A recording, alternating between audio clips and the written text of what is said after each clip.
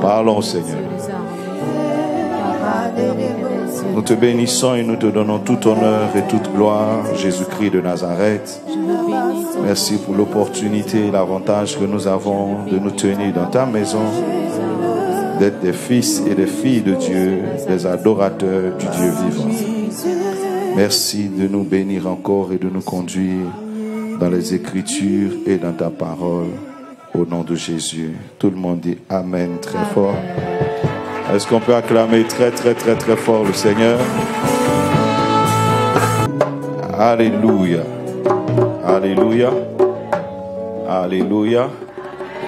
Que Dieu soit béni. Amen. Nous allons ce matin parler du Saint-Esprit encore. Alléluia. Et je crois que Dieu va te faire beaucoup de bien. Amen. Quelqu'un dit l'œuvre du Saint-Esprit dans ma vie. Nous sommes dans l'ère de la Pentecôte. Et il est bon de recevoir le Saint-Esprit, mais il est mieux de comprendre son œuvre dans notre vie. Amen. Et ce matin, Dieu te bénira. Actes, le chapitre 1, le verset 8. Tu vas bien?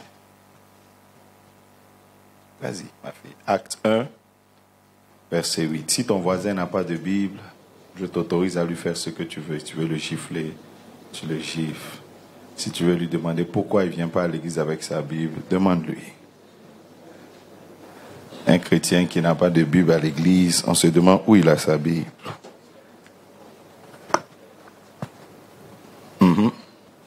Acte 1, verset 8.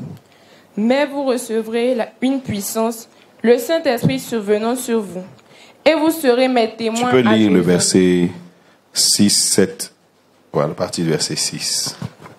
Acte 1, verset 6 à 8. Je lis la parole de Dieu. Alors les apôtres réunis lui demandèrent, « Seigneur, est-ce en ce temps que tu rétabliras le royaume d'Israël ?» Il répondit, « Ce n'est pas à vous de connaître les temps ou les moments que le Père a fixés de sa propre autorité. Mais vous recevrez une puissance, le Saint-Esprit survenant sur vous, et vous serez mes témoins à Jérusalem, dans toute la Judée, dans la Samarie et jusqu'aux extrémités de la terre. » Amen. Amen. Mais vous recevrez une puissance. Est-ce que tu peux parler avec force? Vous recevrez une puissance. Laquelle puissance? Le Saint-Esprit survenant sur vous. Et vous serez mes témoins. Où ça? Dans toute la Judée, dans la Samarie, jusqu'aux extrémités de la terre. Alléluia. Alléluia. Quelqu'un dit, je réussirai ma mission. Quelqu'un dit, je réussirai ma mission. Je prie en ce jour que le succès t'accompagne dans tout ce que tu feras. Au nom de Jésus. Amen. Jésus-Christ ici est en train de vivre, va s'apprêter à vivre ce qu'on appelle l'ascension. Donc il part, il a fini sa mission, il a achevé, il a réussi. Amen. Il a lui-même dit en Jean, j'ai achevé l'œuvre que tu m'as donnée. Alléluia. Et il a bouclé l'œuvre en 33 ans et demi de vie. Amen. En 3 ans de ministère, il a bouclé, il a achevé. Alléluia. L'œuvre de la rédemption. Et il s'apprête à partir. Qu'est-ce qu'il va faire? Il va établir ses apôtres. Apôtre veut dire envoyé. Amen. Il va établir ses apôtres, des gens qu'il va charger comme des ambassadeurs, qui va charger de faire quoi? De continuer ce qu'il a commencé. Amen. Mais il va prendre le soin de faire quoi? De s'assurer du succès de leur mission. Et Jésus-Christ aime réussir, il a réussi, et il va s'assurer du succès de leur mission. Amen. Donc comment est-ce qu'il va s'assurer du succès de leur mission? Il va les équiper. Alléluia. Il les a équipés correctement. Vous ne pouvez pas réussir si vous n'êtes pas équipé. Et surtout, en les équipant, il va leur annoncer que il y a un élément qui arrive, qui est très important, sans lequel ils ne peuvent pas courir. Il dit, vous recevrez quoi? Une puissance. Amen. Le Saint-Esprit survenant sur vous, alors vous serez mes témoins à Jérusalem, dans toute la Judée, en Samarie, jusqu'aux extrémités de la terre. Alléluia. Donc quand ils recevront le Saint-Esprit, Jésus-Christ fait quoi? Il leur donne leur mission et surtout un élément important dans tout succès. Dans la semaine, nous avons parlé un peu de comment faire pour évoluer, comment faire pour ne pas stagner. Amen. On a prié avec ceux qui se sont rendus compte que dans leur vie professionnelle, soit ils avancent pas, soit ils sont tout le temps en train de revenir à zéro, soit ils sont tout le temps en train d'échouer, et on a compris qu'il faut savoir lutter contre les vents contraires. Quelqu'un dit le vent contraire. Dis amen. Il faut savoir lutter contre les vents contraires. Et on a pris pour base biblique Matthieu 14, où Jésus-Christ dit à ses disciples, passez de l'autre côté avant moi, et ils ont rencontré le vent contraire. Amen. Et on s'est rendu compte que le vent contraire qu'ils ont vu sur la mer était juste la matérialisation physique de plusieurs autres vents contraires. Amen. Qui se souvient du premier vent contraire qu'on avait cité? Qui se souvient? Amen. On avait parlé de quoi? De la malédiction. Alléluia. De la malédiction, qui est un vent contraire. Tu ne peux pas vouloir réussir s'il y a un problème de malédiction dans ta vie. Dis amen. Ça ne peut pas marcher. Alléluia.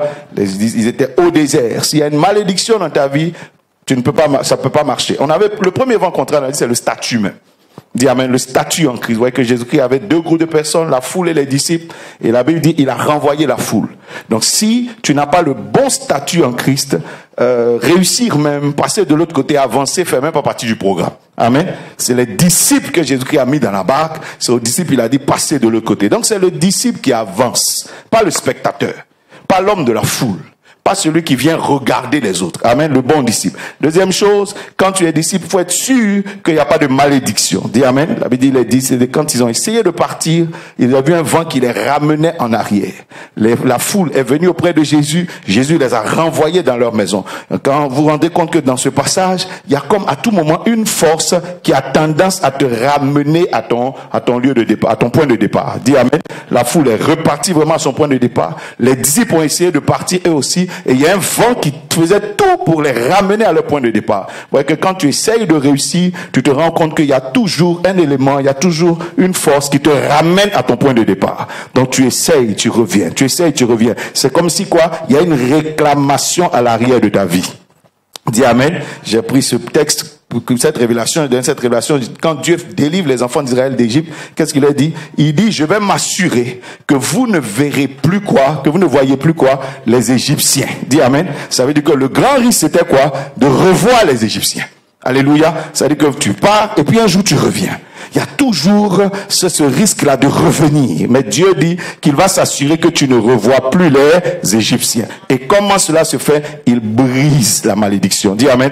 Que toute malédiction qui a tendance à te ramener en arrière soit brisée dans ta vie. Soit brisée de ta vie. Dis amen très fort. Ensuite, on a vu quoi? Il fallait quoi? Comment? De l'échec. Tu es sûr que c'est ce que j'ai dit? On a dit quoi? L'appel. Amen.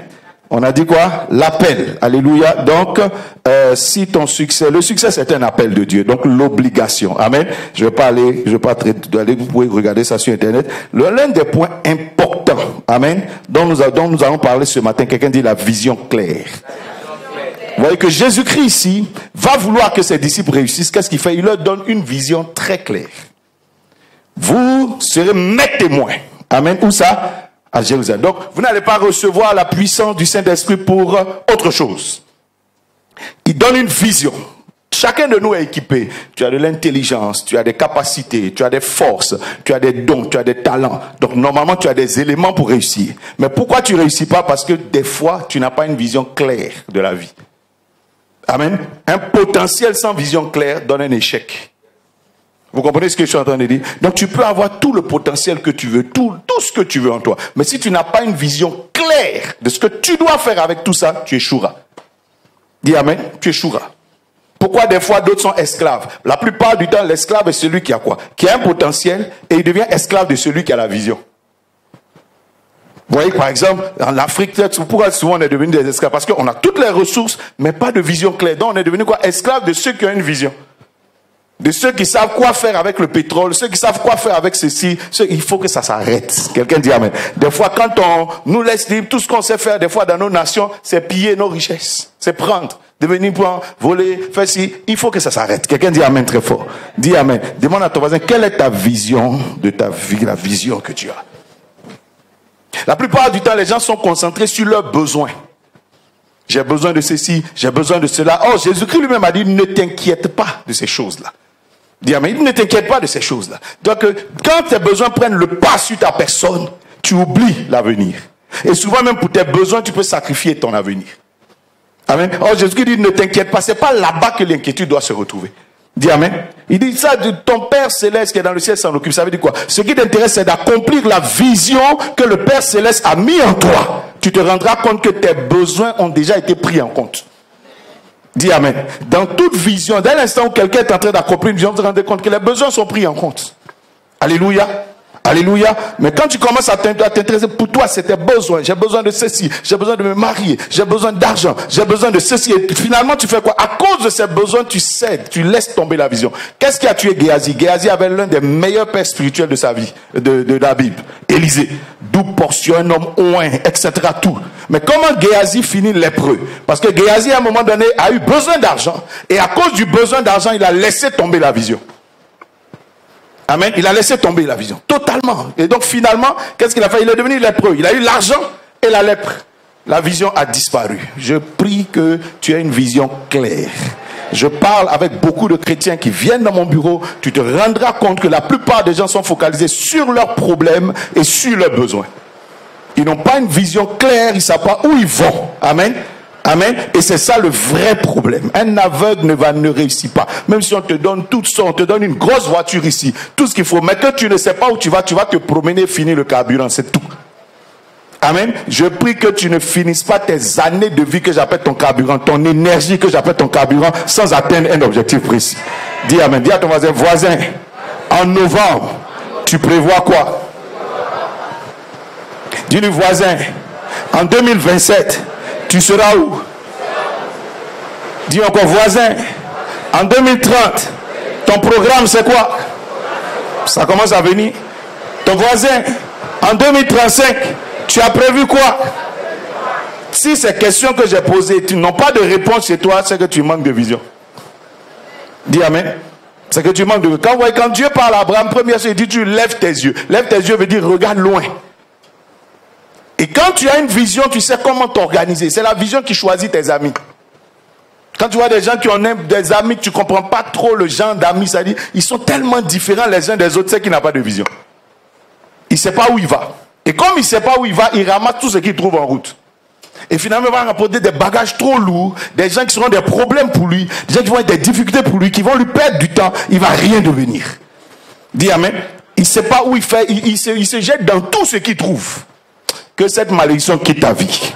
Vous voyez que Jésus-Christ parle à ses disciples, il dit passez de l'autre côté. Clairement, il dit même avant moi. Donc les choses doivent même planifier dans le temps. Il dit vous passez, mais vous ne passez pas comme vous voulez. Avant moi, ça veut dire dans cette nuit-là. Comme, en plus, quand il dit avant moi, comme vous ne savez pas à quelle heure je viens, parce qu'il ne leur dit pas que j'arrive à 3 heures, j'arrive à 2 heures. Il dit avant moi, ça veut dire quoi? À tout moment, je peux venir. Ça veut dire passer de l'autre côté rapidement. Dépêchez-vous, puisque vous ne savez même pas quand j'arrive. Bien aimé, tu as besoin d'accomplir ta vision, mais dis-toi que tu n'as pas assez de temps. Dis amen. Parce qu'aucun d'entre nous ne sait exactement quand il quitte la terre. Donc si tu commences à te donner du temps, tu risques d'arriver après. Dis amen. Quelqu'un dit à toi, va vite. C'est une façon de dire, ne perdez pas le temps. Une des causes d'échec, c'est la perte de temps. Tu perds le temps, tu traînes. Ce que tu aurais pu faire en 1 an, tu le fais en 10 ans. Ce que tu aurais pu faire en 2 mois, tu le fais en 8 mois. Parce que tu perds beaucoup de temps. Quelqu'un dit, je me lève et j'avance. Quelqu'un dit, je me lève et j'avance. Dans le programme de bénédiction de Dieu pour toi, il a quelque chose de très arrêté, très planifié pour toi. Mais qu'est-ce qui fait que tu n'y arrives pas? Parce que tu perds beaucoup de temps. Par exemple, tu perds beaucoup de temps à écouter un seul verset, un seul conseil, un seul commandement, une seule instruction qu'on te donne. Souvent, pour appliquer une seule petite instruction, tu mets peut-être 2 ans, on te parle pendant 2-3 ans. Et c'est là que, bon, enfin, tu te lèves un peu. Vraiment, à l'église, là, on a dit d'évangéliser. Bon, maintenant, je vais me lever pour voir, je vais essayer l'évangélisation. Oh, ça fait 3 ans que tu entends ça, hein? Donc, ça veut dire que tout le programme de bénédiction que Dieu avait arrêté pour toi, mais tout s'arrête. Tout se bloque. Pourquoi? Parce que pour écouter une seule chose, il te faut 3 ans. Une seule instruction. Dis amen. On va te dire, voilà comment il faut que tu mènes ta vie chrétienne. Voilà comment il faut que tu fasses pour que justement tu puisses un jour rentrer dans toutes ces bénédictions que Dieu t'a... Mais tu mets des années, des mois à faire ce que tu veux. Et puis après tu dis, mais moi je ne comprends pas pourquoi un enfant qu'on met à l'école, normalement il est censé apprendre l'alphabet peut-être dès ses premières classes. Mais il met peut-être 3 ans pour apprendre l'alphabet. Ça veut dire qu'il fait 3 fois le CP1. Il va faire encore 3 fois le CP2. On prévoyait qu'il arrive par exemple au CM2 peut-être à 9 ans ou 10 ans. Mais il va arriver au CM2 à 15 ans. On prévoyait qu'il ait son BPC vers l'âge de 14 ans. Il va avoir son BPC vers l'âge de 20 ans. Toute la carrière est finie. Amen. Il va avoir son bac quand il a 23 ans ou bien 24 ans. Oh, il a eu les enfants de 16 ans. Bon, à quel moment il va finir? Dis amen. Est-ce que je parle à quelqu'un? Demande à toi, tu as quel diplôme dans cette affaire de Jésus là? Est-ce que tu n'es pas au CE1 depuis? Paul a vu une classe comme ça, il dit, mais vous qui deviez être des maîtres, donc des professeurs, comment est-ce que je suis encore en train de vous enseigner les choses du cours élémentaire? Donc du CE. Il dit des choses élémentaires, des choses qu'on apprend au CE2. Moi j'ai pensé que vous étiez déjà en 3e ou peut-être en terminale. Il faut qu'une révolte commence en toi. Quand tu comptes sur une chose, pour réussir ta vie, il faut la prendre au sérieux. Tu ne peux pas te fatiguer, venir à l'église tous les dimanches, des fois même en semaine, payer ta dîme, donner ton argent, faire des offrandes, prendre ton temps, faire ci, et puis ne pas prendre ça au sérieux. Il y a quelque chose qui ne va pas chez toi. Ça te prend du temps, hein? Tu es d'accord avec moi? Tu ne peux pas te fatiguer, prier chez toi à la maison. Prendre du temps pour prier. Faire toutes ces choses-là. Et puis finalement, ne pas prendre ce que tu fais là au sérieux. Or, tu comptes sur ça pour réussir ta vie. C'est comme l'enfant qui va à l'école. 9 mois, chaque matin on le réveille. Il va à l'école. Et puis il ne s'en occupe pas. Donc il perd 9 mois de sa vie à aller juste bavarder avec des amis. On le réveille tous les matins. Quand il a sommeil, on le réveille. Il est là-bas, il va prendre les bus. Se fatiguer, s'asseoir sur les bancs durs. Et puis finalement, il ne travaille pas. Donc il perd le temps. Mais dès l'instant où tu as pris autant de temps pour faire, mais prends ça au sérieux. Dis amen. Prends ça au sérieux, au moins que ça t'apporte ce que ça doit t'apporter. Alléluia. Oh, alléluia. Est-ce que je parle à une personne? Que ça te donne le résultat. Mais que d'aller tout le temps, venir et puis finalement tu t'en occupes pas, tu prends pas ça au sérieux. Jacob a mis sa vie en jeu. On a failli le maudire pour cette histoire de bénédiction. Mais pourtant, il n'est pas sérieux. Il n'écoute pas le seul commandement qui pouvait l'aider. Honore ton père, là. Il n'a pas écouté.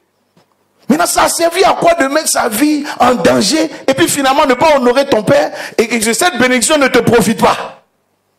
Et que tu as finalement la bénédiction, mais comme tu ne connais pas les instructions de la bénédiction, tu mets 14 ans à souffrir comme quelqu'un qui est maudit. Dis amen. À quoi ça a servi? Est-ce que je parle à quelqu'un? Dis à quelqu'un, il faut que ça change. Dis amen. Tu ne peux pas entrer dans une affaire sur laquelle tu veux compter pour protéger ta vie. C'est sur la foi que tu comptes contre les sorciers, c'est faux? Tu comptes sur ta foi contre les accidents, c'est pas ça? Contre les maladies, contre les attaques, tu n'as rien d'autre, hein?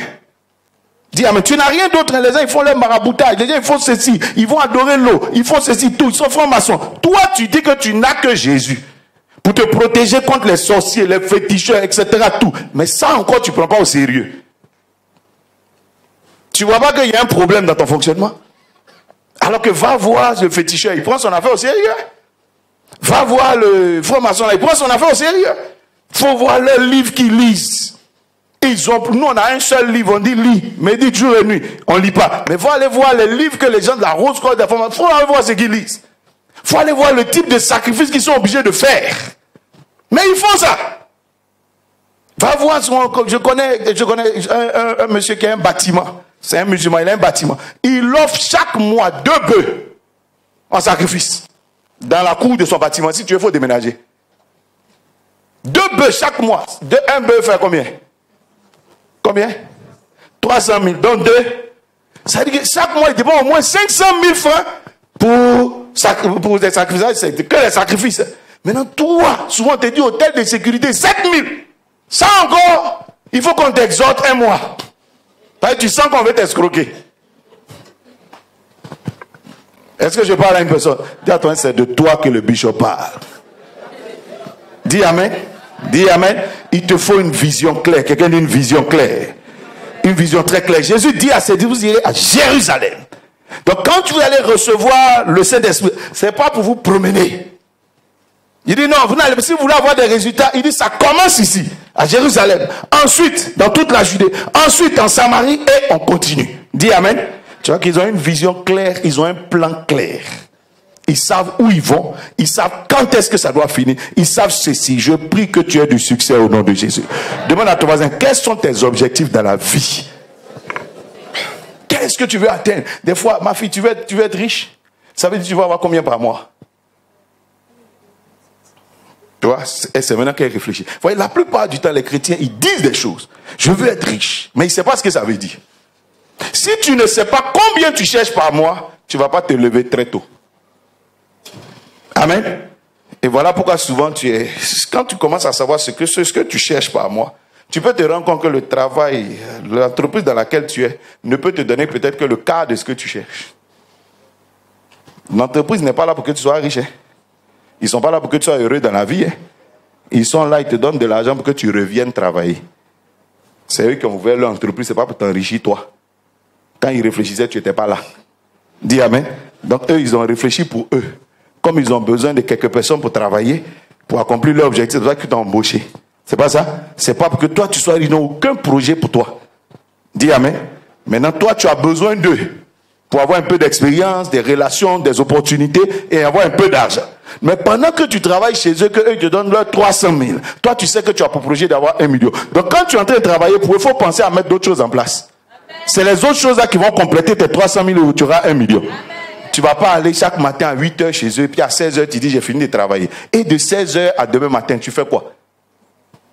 Et puis après, maintenant, tu mets les grosses prières. Papa, vraiment, je suis frustré. Je travaille dans une entreprise depuis longtemps. Ils vont commenter seulement 40 000 en 7 ans. Mais ils n'ont jamais eu pour projet que toi, tu sois riche. Dis amen. 40 000 là, ils ont mis là juste parce qu'ils veulent que tu reviennes. Comme le courant a augmenté, c'est pour que tu puisses payer le transport et puis revenir. Dis amen. Dis à ton voisin, tu veux avoir quoi par mois?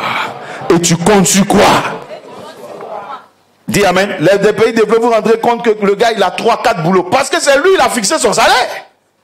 Donc il va dans une entreprise donne 3 000 $, mais lui il a dit qu'il veut avoir 10 000 $. Donc quand il finit de travailler pour lui, il s'en va travailler ailleurs, il initie ça, il fait ceci, parce qu'à la fin il veut son objectif à lui.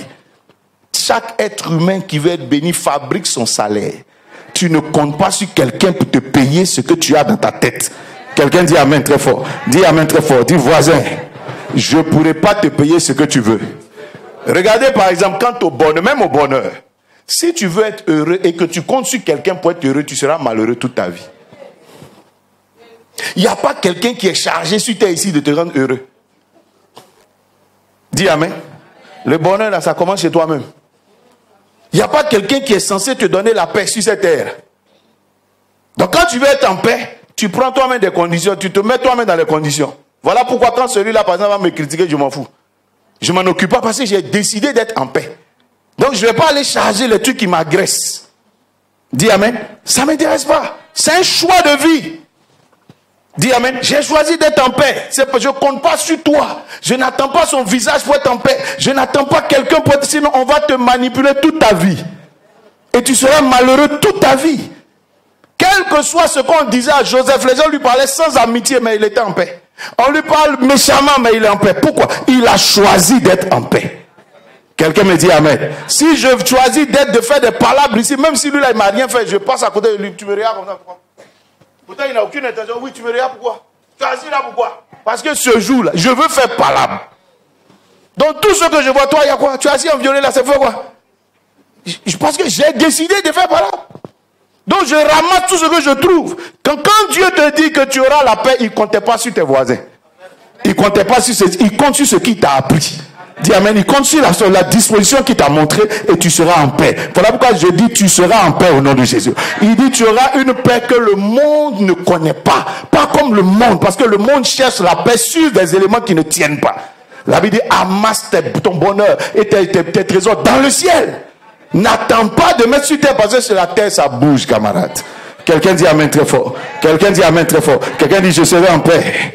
La plupart du temps, pourquoi les gens font des AVC, etc. Parce que tu as mis ton cœur dans une affaire qui va changer. Tu as mis ton cœur chez quelqu'un qui va te trahir. Dis amen. Tôt ou tard, l'être humain, lundi il est bleu, mardi il devient violet, mercredi il devient rose, jeudi il devient... Toi-même tu ne sais pas, il est quelque chose. L'arc-en-ciel même il a dépassé. Quelqu'un dit amen. Tu ne sais pas d'où il vient ni où il va. Alléluia. Et c'est ce gars-là que toi tu as mis ta paix, mais tu es fini, camarade. Dis amen. Dis à ton voisin, on est proche, mais il ne compte pas trop sur toi pour être heureux. Dis amen. Vous ne vous rendez pas compte que tous ceux qui ont compté sur des personnes pour réussir finissent par critiquer, être aigris et c'est tout. Hein? Tu vas commencer à dire non, moi dans ma famille, moi ils m'ont fait ci, moi ils m'ont fait ça. Je connais le club de ces gens-là. Je sais où ils habitent exactement. Ils sont tous pareils. Dis amen. Tous ceux qui réussissent te diront que à mes résolutions a répondu mon succès. Quelqu'un dit amen très fort. Il va dire les gens, ça n'a pas été facile parce que les gens n'ont pas voulu m'aider, mais j'ai réussi quand même. Ça a été compliqué, ça a été dur, mais j'ai réussi. Est-ce que je peux croire que quelqu'un va réussir? Dis amen très fort. Quelqu'un dit j'ai une vision claire. Quand tu sortiras d'ici, si tu veux bénéficier de tout ce que Dieu t'a donné, cherche à avoir avec le Seigneur une vision comment? Claire. Voilà pourquoi Joseph, pour partir, Dieu lui a donné une vision claire. Voici ce que j'attends de toi. Et donc quand Joseph marchait, tant qu'il ne voit pas ça, il sait qu'il n'a pas encore atteint son objectif. Il sait qu'il n'a pas encore réussi. Il sait qu'il doit continuer la route. Dis amen. Dis amen très fort. Et la Bible dit, les disciples ont eu cette vision. La Bible dit, Jésus-Christ les a mis dans l'eau.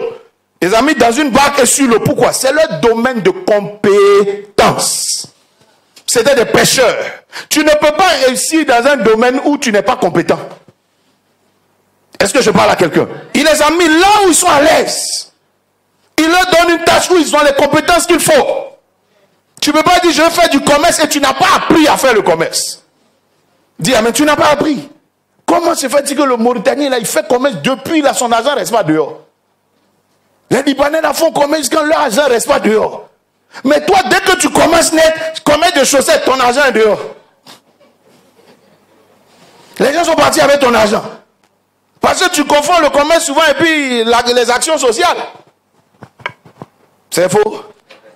Ah oui, parce que tu passes ton temps, les frères en crise vont venir. Pardon, tes mèches que tu vends là, faut me donner un peu. Et puis après, je t'assure que je vais te donner. Quelqu'un qui a promis des choses à Dieu, il n'a pas respecté. C'est à toi, il va promettre. Oh.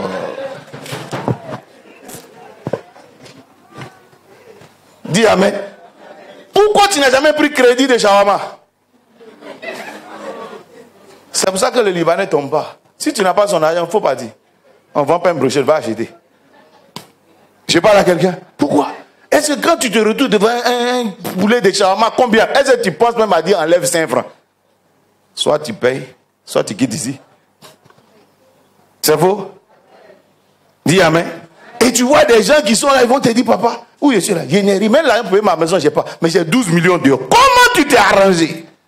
Ce n'est pas du commerce que tu fais. Dis amen. Ce n'est pas un commerce que tu fais. Même Dieu, quand il t'a sauvé, tellement il ne t'a pas fait confiance, il t'a laissé sur terre pour t'observer. Avant de voir s'il va te faire partir au ciel. Parce que ce que tu vas faire ici va lui dire s'il doit te recevoir ou pas. Dis amen. Bon, des gens que Dieu aime, lui-même il est prudent avec eux. Toi, tu as mis tout ton être en eux. Il y a un verset pour toi. Quand tu vas aller chez Dieu, Seigneur, mais pourquoi ils me font ça? Il a ton verset. Malheur, mon fils, à celui qui met sa confiance en un homme. Je t'avais dit, c'est moi qui les ai créés. Je les connais. Voilà pourquoi je te dis, ne fais pas ça. Quelqu'un dit amen. Dis à ton voisin, tu as entendu? Il n'y a pas une chose dans laquelle tu réussiras si tu n'es pas formé dans cette chose. Jésus-Christ a pris 3 ans, même l'appel. Et les gens sont levés, non, Dieu m'a appelé, j'étais en songe, j'étais couché comme ça. Et puis le Saint-Esprit m'a dit, va maintenant, va mon fils, va ma fille, c'est ton heure. Et puis quand je me suis levé net, je suis parti. Je comprends pourquoi après avoir répondu à l'appel, aujourd'hui là, j'ai pas l'argent pour payer ma maison, je suis dehors, tout est bizarre. Papa, pourtant j'ai répondu à l'appel de Dieu. Papa, je t'assure, j'ai eu le songe. C'est Dieu qui m'a dit. Même les disciples, eux, ils n'ont pas eu de songe. Ils ont vu le Jésus que toi tu vois en songe. Ils l'ont vu vis-à-vis.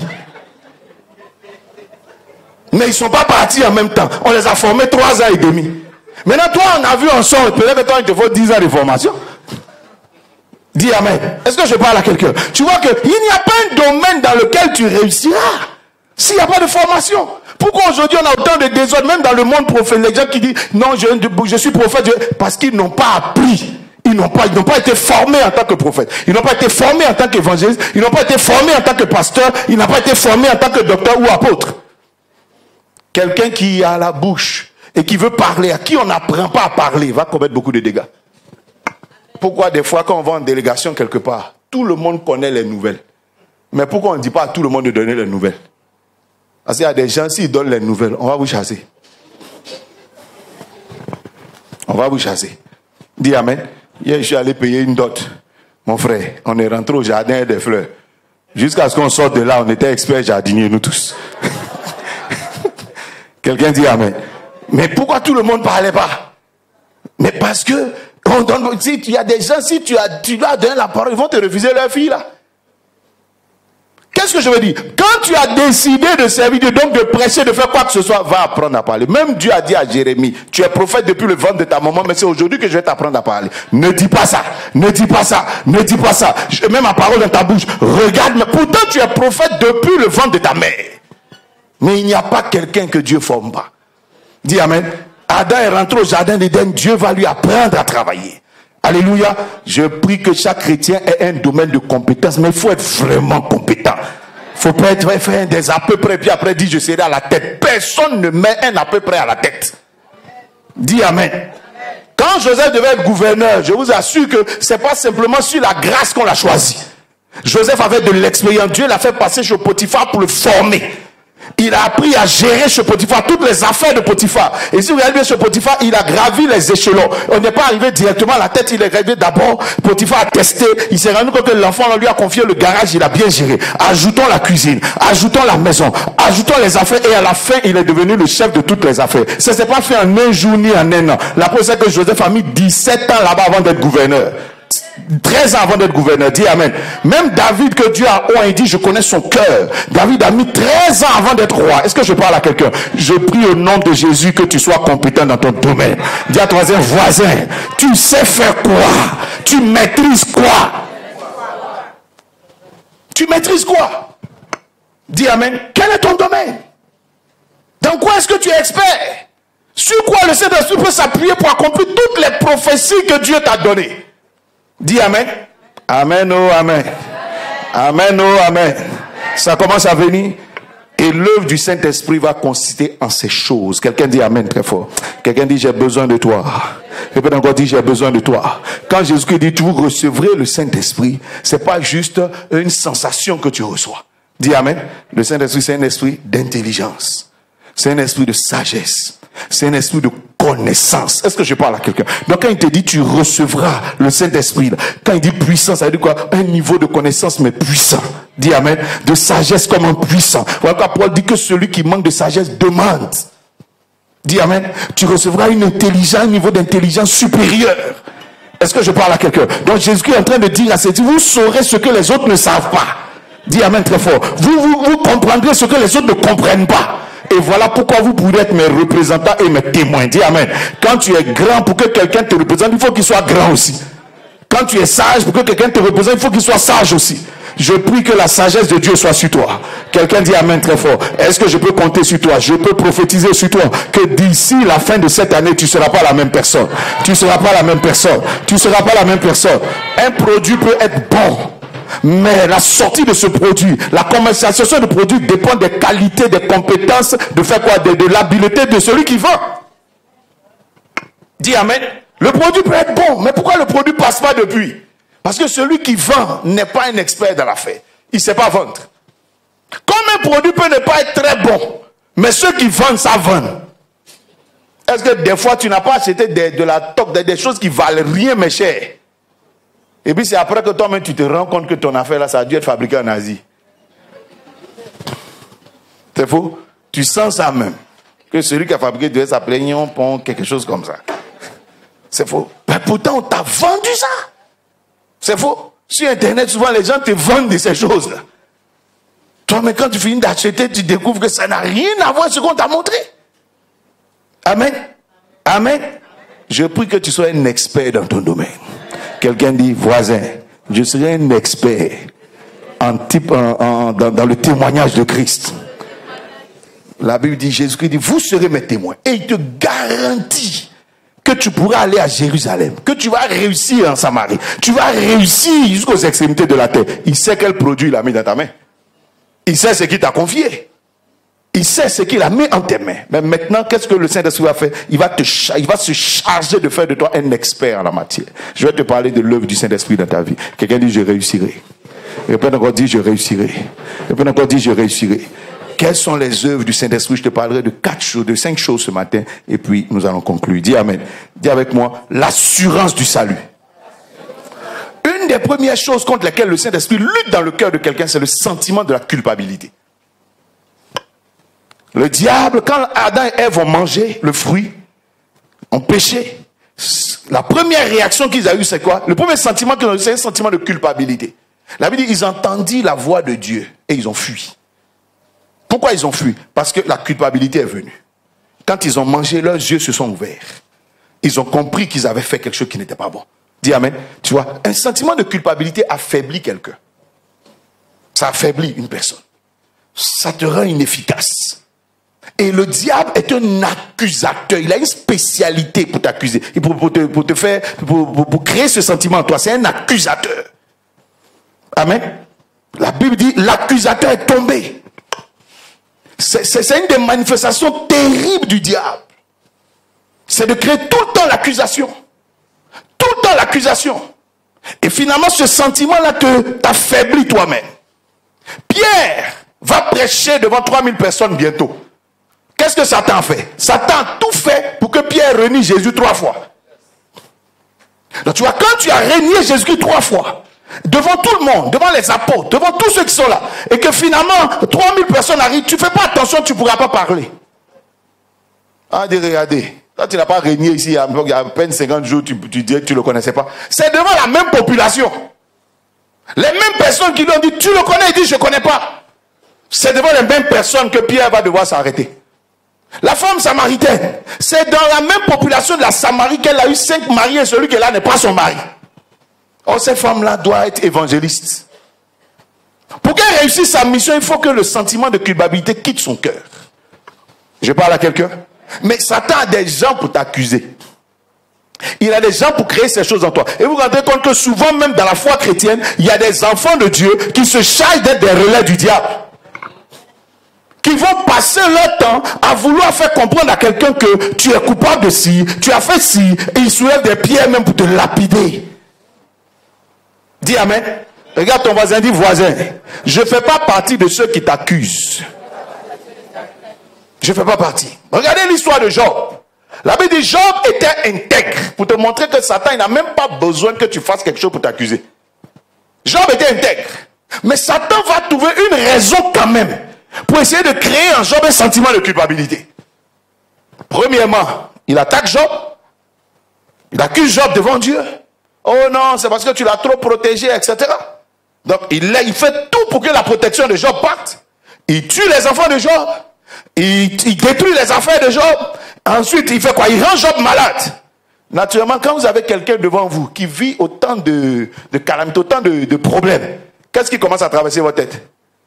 La plupart du temps, les chrétiens n'ont pas 2 manières de juger. Dès qu'ils commencent à avoir des problèmes, voilà, le salaire du péché c'est faux. Les amis de Job, comme Job lui-même ne tombe pas dans ce sentiment-là, le Satan va dépêcher des gens qui sont comme tes amis, qui disent qu'ils sont tes amis. Quand ils sont arrivés, qu'ils ont vu Job, la Bible, ils sont restés muets d'abord pendant 6 jours. Elle dit, regarde, chaque jour vient.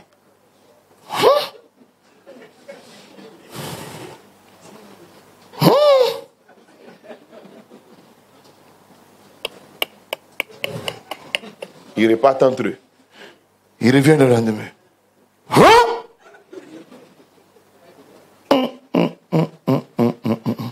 C'est arrivé brutalement comme ça. Ça là, c'est les portes ouvertes. Ils sont très spirituels quand c'est comme ça, ils comprennent tout. Au 6e jour, ils ont décidé de parler. Job, on est là depuis 6 jours. Tu sais qu'on est tes amis. Job, tu as fait quoi? Nous, on est là pour t'aider. Job, tu as fait quoi?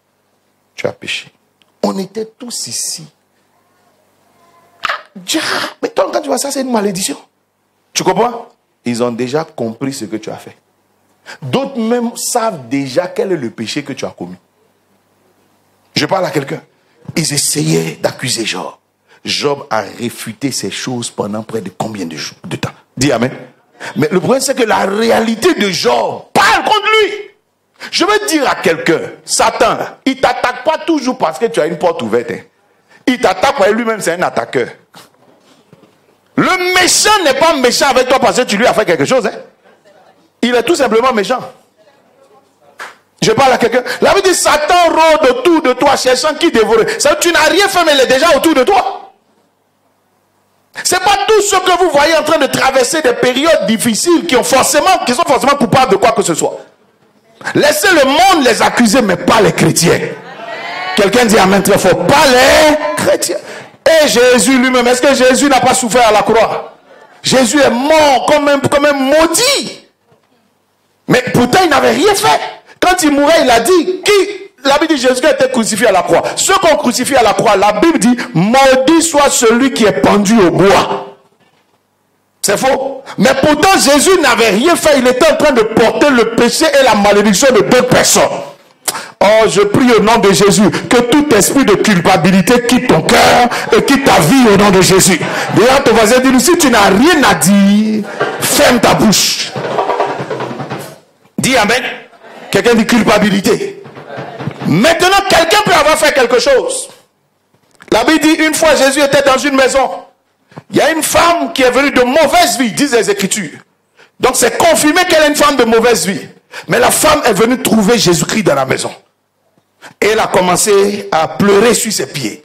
Donc dans un sentiment de repentance, ceux qui étaient dans la maison ont commencé à s'associer. Viens. Non seulement ils vont accuser la femme, mais ils vont accuser Jésus lui-même. Si c'était un prophète, d'après toi, et c'est la femme là, telle qu'elle est, il allait accepter que la femme là touche ses pieds. On a dit ici, c'est pas un homme de Dieu. C'est vrai, nous on est coincés, on est dans son église. Sinon vraiment, si c'est pas affaire de mari de nuit, il fait quoi ici? C'est pas affaire de sorcellerie qui veut me tuer. Est-ce que tu comprends ce que je suis en train de dire? Et Jésus s'est retourné vers eux. Tu sais, le monde a des tendances à vouloir détruire ce qui s'affaiblit. Dis amen. Et souvent l'église est comme une armée qui achève ses soldats blessés. Voici une femme qui est en train de venir. Quand quelqu'un prend la direction de Jésus, qui sait que la personne veut se repentir. Je préfère quelqu'un qui a péché, qui vient à l'église, que quelqu'un qui ne vient pas à l'église. Celui qui est venu jusqu'ici cherche la voie pour que son péché soit ôté. Donc il a besoin que tu l'accompagnes dans sa repentance. Il n'a pas besoin que tu joues le rôle du diable qui est dehors. Quelqu'un dit amen. Amen. Dis à toi, j'ai vu ça là-bas. Et je suis venu ici. Pour chercher quoi? Ma délivrance. Chercher quoi? Mon rachat. Dis amen très fort. Quel que soit ce que la personne a fait, la personne est au pied de Jésus-Christ pour l'aider. Dis amen. C'est celui qui est malade qui a besoin de quoi? De médecin. Oh, si quelqu'un a fait n'importe quoi et que la personne vient vers toi, sachant que toi tu es chrétien, s'il te plaît, ne repousse pas la personne, n'accuse pas la personne, n'enfonce pas la personne, ne rejette pas la personne, accueille-la et conduis-la à la repentance. Dis amen. Dis amen. Dis voisin, je sais quoi faire pour t'aider. La Bible dit les gens ont tué Jésus. Pierre leur a rappelé ça en Actes chapitre 3. Actes chapitre 2, Pierre prêche. Et il a dit, vous avez crucifié le roi de gloire. Ça veut dire qu'ils ont péché. Mais quand ils ont fini, eux-mêmes, la Bible dit, ils étaient touchés dans leur cœur. Ils ont demandé au même Pierre, que devons-nous faire? Dis amen. Que devons-nous faire? Pierre n'a pas commencé à dire, voilà, les méchants comme ça, que le feu du ciel descende sur vous. Non. Pierre leur a montré comment faire pour que ce péché soit ôté. Est-ce que je parle? Il dit repentez-vous, repentez-vous, faites-vous baptiser au nom de Jésus et vous recevrez le don du Saint-Esprit. Laisse-moi te dire que Christ n'a aucune envie d'accuser quelqu'un. Il n'a pas l'intention de juger ou de condamner quelqu'un. La Bible dit la volonté de Dieu n'est pas que le pécheur meure, mais c'est que le pécheur prévienne à la repentance et que son péché soit ôté. Quelqu'un dit Amen. Quelqu'un dit esprit de culpabilité, quitte ma vie. Quitte ma vie. Je ne sais pas ce qui s'est passé dans ta vie avant-hier, ou bien il y a 1 an, ou bien il y a 2 ans, ou bien il y a des années en arrière. Mais laisse-moi te dire que si tu as rencontré Jésus, tu as rencontré l'agneau de Dieu qui est capable d'ôter ton péché. Je n'ai pas dit couvrir ton péché, je dis bien enlever ton péché. Il dit ta robe sera blanche comme la laine, tu seras pur comme la neige. Dis Amen très fort. Dis Amen très fort. Alléluia. Il y a des gens qui vont... Regarde, je bénis Dieu. J'avais une de mes filles qui est venue ici. La fille là, c'était une fille de la rue. Vous savez ce que ça veut dire? C'était une fille de la rue, donc une ancienne prostituée. Quand elle est arrivée ici, là, elle était prostituée. Et puis on l'a veillée, puis elle est venue. Et puis on a prié pour elle. Et elle s'est repentie, et puis on l'a baptisée. Et puis c'était une de mes filles préférées. Parce que c'est les malades qui ont besoin de médecins. Celle-là, il faut l'attraper bien. Parce que quand elle sort d'ici, il y a trop de... Les tentations sont plus que pour toi. Est-ce que je parle à quelqu'un? Ces anciens clients l'appellent. Si on ne l'appelle pas, nous, certainement, va se perdre. Mais il y a des gens qui la fuyaient. Dieu, il paraît que c'est une ancienne. Hein? Est-ce que je parle à... C'est un chrétien qui a... Toi, tu n'es pas un ancien voleur. Je parle à quelqu'un. Tu n'es pas un ancien menteur. Tu as l'impression que le péché qu'elle a commis est plus grave que le tien. Tous les péchés sont pareils. Tous les péchés sont pareils. Quelqu'un dit Amen. Mais je t'annonce que cette fille-là s'est mariée. On a béni son mariage et puis elle et son mari ont eu le visa. Les deux sont partis vivre en Europe. Ils sont aujourd'hui européens. Ils ont ce que toi tu cherches, qui n'a pas été prostitué, tu cherches. Et puis ils n'acceptent pas là.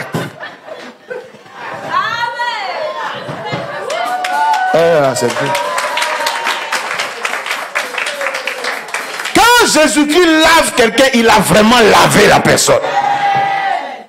Dis Amen très fort. Dis Amen très fort. Regarde ton voisin. Tu es mon frère. Est-ce que toi tu sais qui il était? Peut-être même il est encore. Alléluia. Quelqu'un dit esprit d'accusation.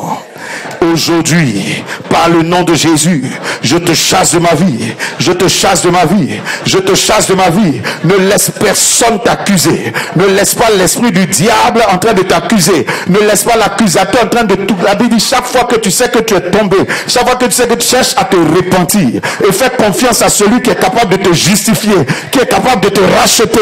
Cherche à te relever. Fais confiance au Saint-Esprit qui va te conduire dans les voies du Seigneur. Dans le nom de Jésus, dis Amen très fort. Dis Amen très fort.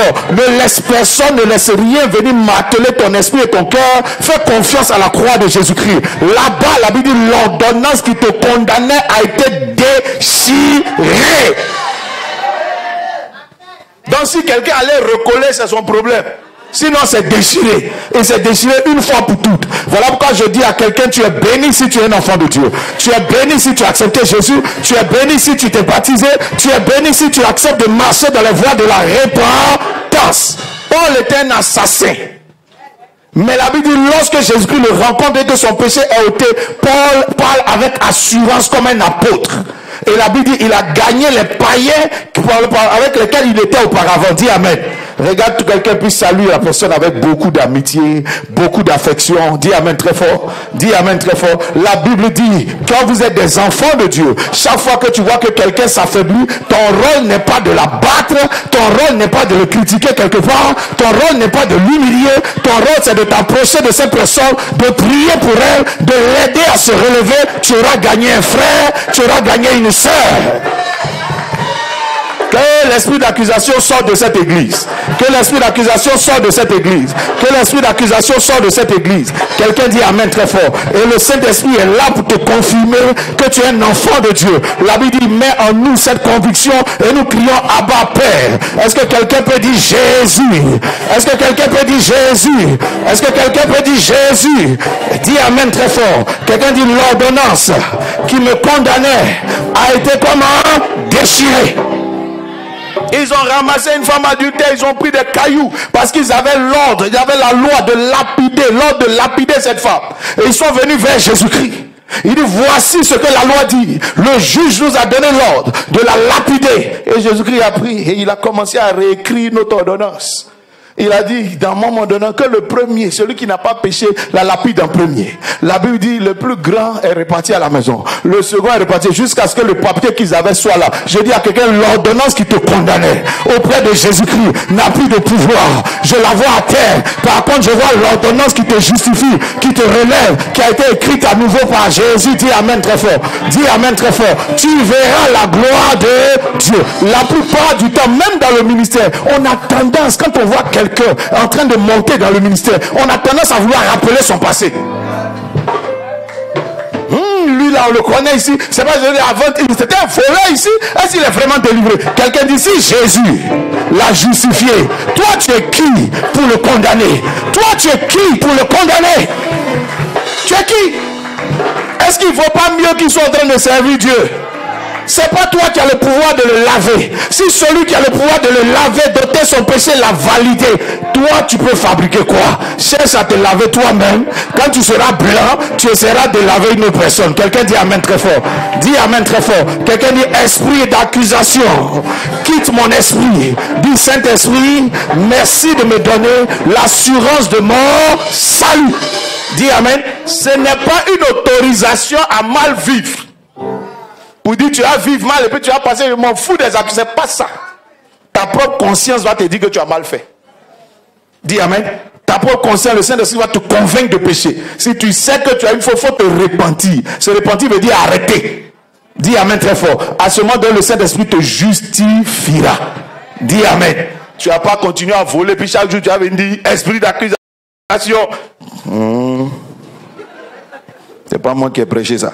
Et quand Jésus-Christ t'a fait quoi? Quand le Saint-Esprit t'a lavé, qu'est-ce qu'il fait? Il te rétablit. Quelqu'un dit, me rétablit. Et puis on dit, il me rétablit. La Bible dit à ce sujet qu'un homme travaillait pour le roi. C'est lui qui servait du vin au roi. Et il se trouve que il a fait une faute, on l'a mis en prison. Mais quand il a rencontré Joseph en prison, Joseph lui a dit, non seulement tu vas sortir de prison, on ne va pas te tuer, donc tu seras pardonné, mais deuxièmement, tu seras rétabli dans tes fonctions. Je veux dire à quelqu'un, dès l'instant où Jésus-Christ s'est chargé de te laver, il ne fait pas que te purifier, mais il te rétablit dans ta fonction d'origine. En d'autres termes, ta destinée d'origine a repris. Dis amen très fort. Voilà pourquoi je dis à quelqu'un hier, ça ne marchait pas pour toi. Dieu t'avait repoussé. Je peux prophétiser sur toi. Tu verras la gloire de Dieu. Tu verras la gloire de Dieu. Tu verras la gloire de Dieu. Il y a des derniers que vous voyez aujourd'hui, mais qui seront des premiers. Il y a des derniers que vous voyez aujourd'hui, mais qui seront à la tête. Il y a des gens que vous voyez bizarres, mais qui seront en haut. Dis amen très fort. Dis voisin, j'ai été rétabli dans ma première fonction. Dans ma première, Paul était un apôtre.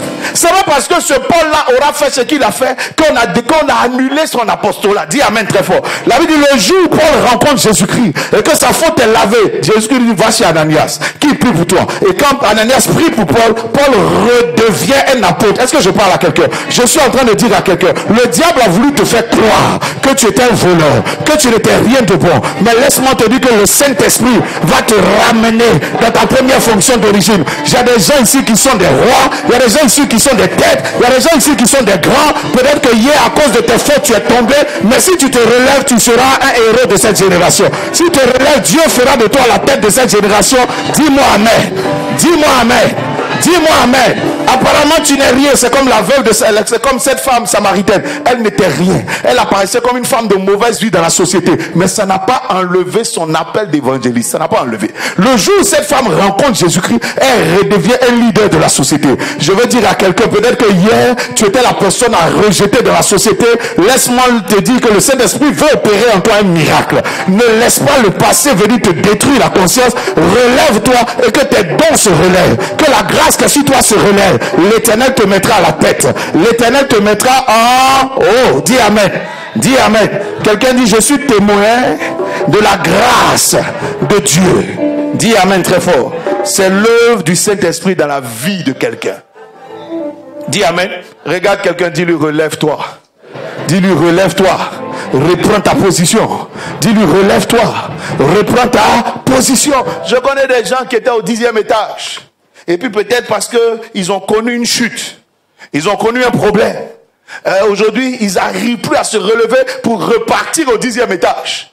Et il fait des efforts, il se relève et puis les gens l'abandonnent au 5e. Non, quelqu'un qui est du 10e dans le royaume de Dieu, s'il est tombé, la gloire de la seconde maison doit être plus grande. Ça veut dire qu'au contraire, on va le ramener au 20e. Est-ce que je parle à quelqu'un? Je dis à quelqu'un, si hier tu étais à un niveau et que peut-être ça n'a pas fonctionné, peut-être qu'il y a eu des problèmes, peut-être tu as commis des erreurs et que tu t'es retrouvé à terre, ressaisis-toi.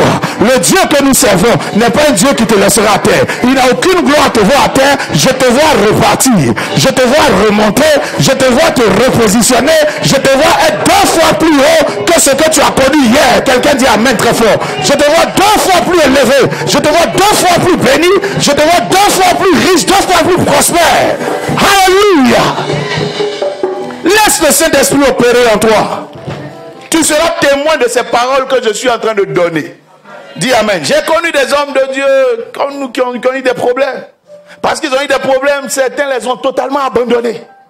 Hier, il prêchait sur toi, il était sur toutes tes affiches parce qu'on a entendu un petit point, tu l'as supprimé de tout. Tu l'as abandonné, tu l'as jeté. Tu as commencé même à le taxer de à gauche, à droite. Ça peut t'arriver, camarade. Est-ce que je parle? Oui, ça peut t'arriver un matin. Dis amen très fort. Non, allez le chercher. On ne laisse pas un soldat mourir. Dis amen très fort. Dis à quelqu'un, je viens te chercher. Le père dit, je viens te chercher. Dis, on va te relever. Tu vas te repositionner. Ce don de Dieu ne mourra pas. Cette grâce de Dieu ne mourra pas. Oh, quelqu'un dit amen très fort. Jésus-Christ a regardé la femme samaritaine. Il dit, je vois beaucoup de problèmes sur toi. Mais je vois aussi le don de Dieu sur toi. Il dit, ce don que tu as, je te vois. Si moi je t'ai demandé de l'eau, c'est parce que tu es fait pour donner de l'eau à toute la Samarie. Mais le problème, c'est que tu as eu beaucoup de problèmes qui ont fait qu'aujourd'hui on ne te considère pas, mais je vais te ramener dans ta fonction. Et quand Jésus-Christ lui a redonné vie et qu'il a redonné à cette femme l'eau qu'il faut, c'est la femme qui a distribué l'eau du salut dans toute la Samarie. C'est la femme qui a béni toute la Samarie. Est-ce que je parle à quelqu'un? Je vois quelqu'un en train d'être encore une source de bénédiction pour les nations, pour Jérusalem, pour la Judée, pour la Samarie. Dis amen très fort. Regarde quelqu'un, dis-lui, tu ne mourras pas, tu ne t'éteindras pas. Je suis à côté de toi pour t'aider à te relever. Dis amen. Dis amen. On a enterré trop de gloire pour rien. Dis amen. Je dis, ces gloires vont se relever. Oh, quelqu'un sera surpris parce que lui, il a travaillé à t'enterrer. Et il allait raconter à tout le monde que tu sens mauvais. Mais il sera surpris de te voir remonter. Il sera surpris de te voir te relever. Il sera surpris de te voir repartir à nouveau. Dis amen très fort. Quelqu'un dit alléluia. Dis avec moi, Seigneur, que toutes les gloires de Dieu qui ont été éteintes par l'ennemi se relèvent, se relèvent, se relèvent, se relèvent, se relèvent. Soit une voix du Saint-Esprit, soit une âme du Saint-Esprit, soit une main du Saint-Esprit pour aider quelqu'un à se relever. Quelqu'un me dit amen. Deuxième œuvre du Saint-Esprit, quelqu'un dit détruis la peur en moi. Et il me communique la foi. Le Saint-Esprit viendra ôter la peur de ton cœur. La Bible dit quand Adam et Ève ont entendu la voix de Dieu, ils ont eu peur. Ils ont eu peur de quoi? De la mort. Quelqu'un dit la mort. Le Père encore dit la mort. Voici une chose qui effraie. Et c'est l'âme la plus puissante du diable. Amen. Quelqu'un dit les vaincus. Voilà pourquoi un homme de foi a dit je ne mourrai pas. Quelqu'un dit je ne mourrai pas. Parce que ça c'est l'âme la plus terrible du diable. Tu es prêt à tout sauf quand tu entends parler de la mort. Dès que la mort est prononcée, l'homme disparaît. C'est faux? C'est comme ça qu'on éteint d'ailleurs la plupart du temps dans le monde toutes les réclamations. Dès que tu es menacé de mort, tu es obligé de t'arrêter. Je parle à quelqu'un. Tu as raison, mais dès que la menace de mort est là, tu es obligé de fermer ta bouche. Dis amen. Mais le Saint-Esprit est chargé de faire quoi? De détruire cette peur en toi. Jésus-Christ sait qu'il est mort à Jérusalem, que Jérusalem est une ville dangereuse. Mais il a dit sur ses disciples, ne vous éloignez pas de Jérusalem. Monsieur, par contre, pourquoi c'est maintenant que tu viens au culte, à cette heure? Tu viens de Yopougon. Oh, Yako, mais tu viens souvent en retard. C'est pas aujourd'hui. Donc, la dernière fois, tu étais à Makori. L'autre fois, tu étais à Vridi. Maintenant, là, il faut être aux deux plateaux. Et puis, tu viens à l'heure. Dis Amen. Dis Amen. Oh, c'est mon fils, c'est pas ton affaire. Il faut nous regarder. Sinon, toi-même, ça va arriver chez toi là-bas. Alléluia. Alléluia. Alléluia. Dis Amen. Quelqu'un dit, je ne mourrai pas. Jésus sait que la ville est dangereuse. Parce qu'on l'a tué lui-même là. Et il dit à ses disciples, ne vous éloignez pas de Jérusalem. En d'autres termes, que rien ne vous effraie. Je suis en train de dire à une personne, Satan ne peut qu'essayer de t'effrayer. Il ne peut rien te faire. Amen. Oh, tu ne m'as pas dit amen. Amen. Sa force, c'est de t'effrayer. Si tu es tombé dans le panneau, il t'éloigne de ta bénédiction. Trop de gens se sont éloignés du cadre d'accomplissement de leurs promesses parce que Satan les a effrayés. Jérusalem était l'endroit où tu devais être. Jérusalem était le niveau que tu devais être. C'était le lieu où tu devais être pour voir l'accomplissement des choses de Dieu. Mais Satan a tout fait pour t'effrayer. La Bible dit quand les enfants d'Israël devaient entrer à Canaan, Satan a tout fait pour mettre des géants là-bas. Quand ils ont vu les géants, ils ont dit il vaut mieux qu'on reste ici. Tu nous as menti. Alors que toutes tes promesses sont là-bas. Je vois quelqu'un en train d'entrer dans le territoire des géants. Regarde ton voisin, dis voisin. Si tu as pensé m'effrayer, tu t'es trompé. La peur ne fait pas partie des dons que j'ai reçus. Je peux encore dire voisin. La peur ne fait pas partie des dons que j'ai reçus. Trop de gens fonctionnent dans la peur. Pourquoi des fois même tu n'oses même pas essayer certaines choses? Peut-être tu as peur de quelque chose. Tu as peur de ci, tu as peur de ça, tu as peur de ceci, tu as peur de cela.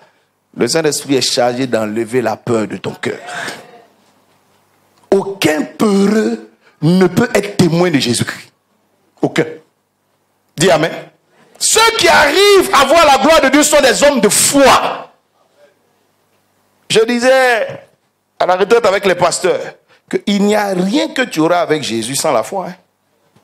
Dieu a tant aimé le monde, il a donné son Fils unique afin que quiconque croit pour quoi que ce soit, je peux compléter pour dire pour quoi que ce soit. Ça veut dire qu'il n'y a rien que tu obtiendras en Jésus-Christ réellement si tu n'as pas la foi. Jésus-Christ fonctionne par la foi. Il n'y a rien d'autre. Si tu crois en lui, tu obtiens. Parce que chaque fois qu'il croise quelqu'un, il dit, ta foi t'a guéri. Voici les miracles qui accompagnent ceux qui ont cru. Si tu ne crois pas, tu veux fonctionner autrement, ça ne marche pas. Il a dit à ses disciples, passez de l'autre côté. Parce qu'ils ont voulu fonctionner sans la foi, ils sont restés au milieu de la mer. Il n'y a rien que tu peux obtenir de Christ si tu n'as pas la foi. Bartimée voulait guérir. Bartimée est aveugle, il fait pitié. Mais ce n'est pas la pitié qui va guérir Bartimée. C'est la foi qui va guérir Bartimée. Est-ce que je parle? Bartimée crie une fois, on n'entend même pas. Il est obligé de faire quoi? De lutter contre les vents contraires et les vaincre par sa foi. Et Jésus va lui donner un ordre de foi. Il sait que l'enfant là est aveugle, mais il dit appelez-le. Il ne dit pas amenez-le. Comment on peut dire un aveugle, on t'appelle? Il ne sait même pas où tu es. Mais la Bible dit Bartimée a opéré par la foi d'un bond. Bartimée s'est retrouvé là où Jésus était. Est-ce que je parle à quelqu'un? Tu ne peux pas opérer. Pourquoi? Le diable a tendance à vouloir créer en nous la peur. Quand tu dis amen, que la peur s'éloigne de ton cœur et que le Saint-Esprit commence à opérer en toi, qu'il commence à opérer en toi et qu'il mette en toi le courage et la foi des fils et des filles de Dieu. Dis amen. Nous n'aurions jamais pu être sauvés si celui qui était envoyé pour nous sauver était un peureux. Si Jésus avait peur, tu ne serais jamais sauvé. Satan comptait sur la peur pour empêcher Jésus-Christ d'accomplir sa mission. Il comptait sur la peur. Il a intimidé de toutes les manières possibles. Mais la Bible dit Jésus-Christ a vaincu toutes ces choses. Tu imagines quand tu as eu la vision de ce qui va t'arriver. Des fois, il vaut mieux ne même pas savoir. Mais quand tu as eu la vision claire de ce qui va t'arriver. Être prophète là, souvent, ce n'est pas facile aussi. Que tu es là et puis tu sais les détails de ce qui va t'arriver. C'est compliqué. Hein? Paul, par exemple, devait aller à Rome. Et Dieu lui dit, tu vas aller à Rome. Et là-bas, tu mourras. Bon, moi, je vais aller là-bas pour voir. Puis tu m'as averti. Tu m'as averti. Et c'est pour ça que Paul, justement, étant averti, dit à Timothée, Je sers déjà des libations. J'ai combattu le bon combat. J'ai achevé ma course. C'est pour ça qu'il sait qu'il a achevé sa course. C'est pas une affaire, il se sentait vieux. C'est pas qu'il sentait qu'il était vieux, donc bientôt les médecins ont déclaré qu'il... Non. C'est une révélation qui lui a dit qu'il va à Rome et il va mourir là-bas. Et il parle à joie. La couronne m'est réservée. Et puis c'est pas qu'il va mourir, c'est pas qu'il va mourir. Non, c'est pas une maladie. On va le tuer très mal. Mais tu vois, le Saint-Esprit a opéré en lui. Au point où la peur est partie. Paul n'aurait jamais pu, Jésus lui a dit, tu vas témoigner de moi là-bas d'abord. Tu vois, tu ne peux pas être vraiment efficace, témoigner de Jésus-Christ si tu es un peu heureux. Dis Amen. Les missions que le Seigneur veut te confier sont des missions d'hommes courageux. En d'autres termes, tu ne peux pas, par exemple, saisir les bénédictions et les témoignages que Christ t'a réservés si tu es heureux. Parce que là où Dieu veut t'envoyer, il y a des géants là-bas. Je parle à quelqu'un. Dieu dit tu seras la tête. Tu sais qui a la tête? Quand on commence à monter vers les bonnes choses, il faut t'attendre aux gens sérieux. Dis Amen. On te parle de quoi? On dit on n'a pas à lutter contre la chair et quoi? Le sang, mais contre quoi?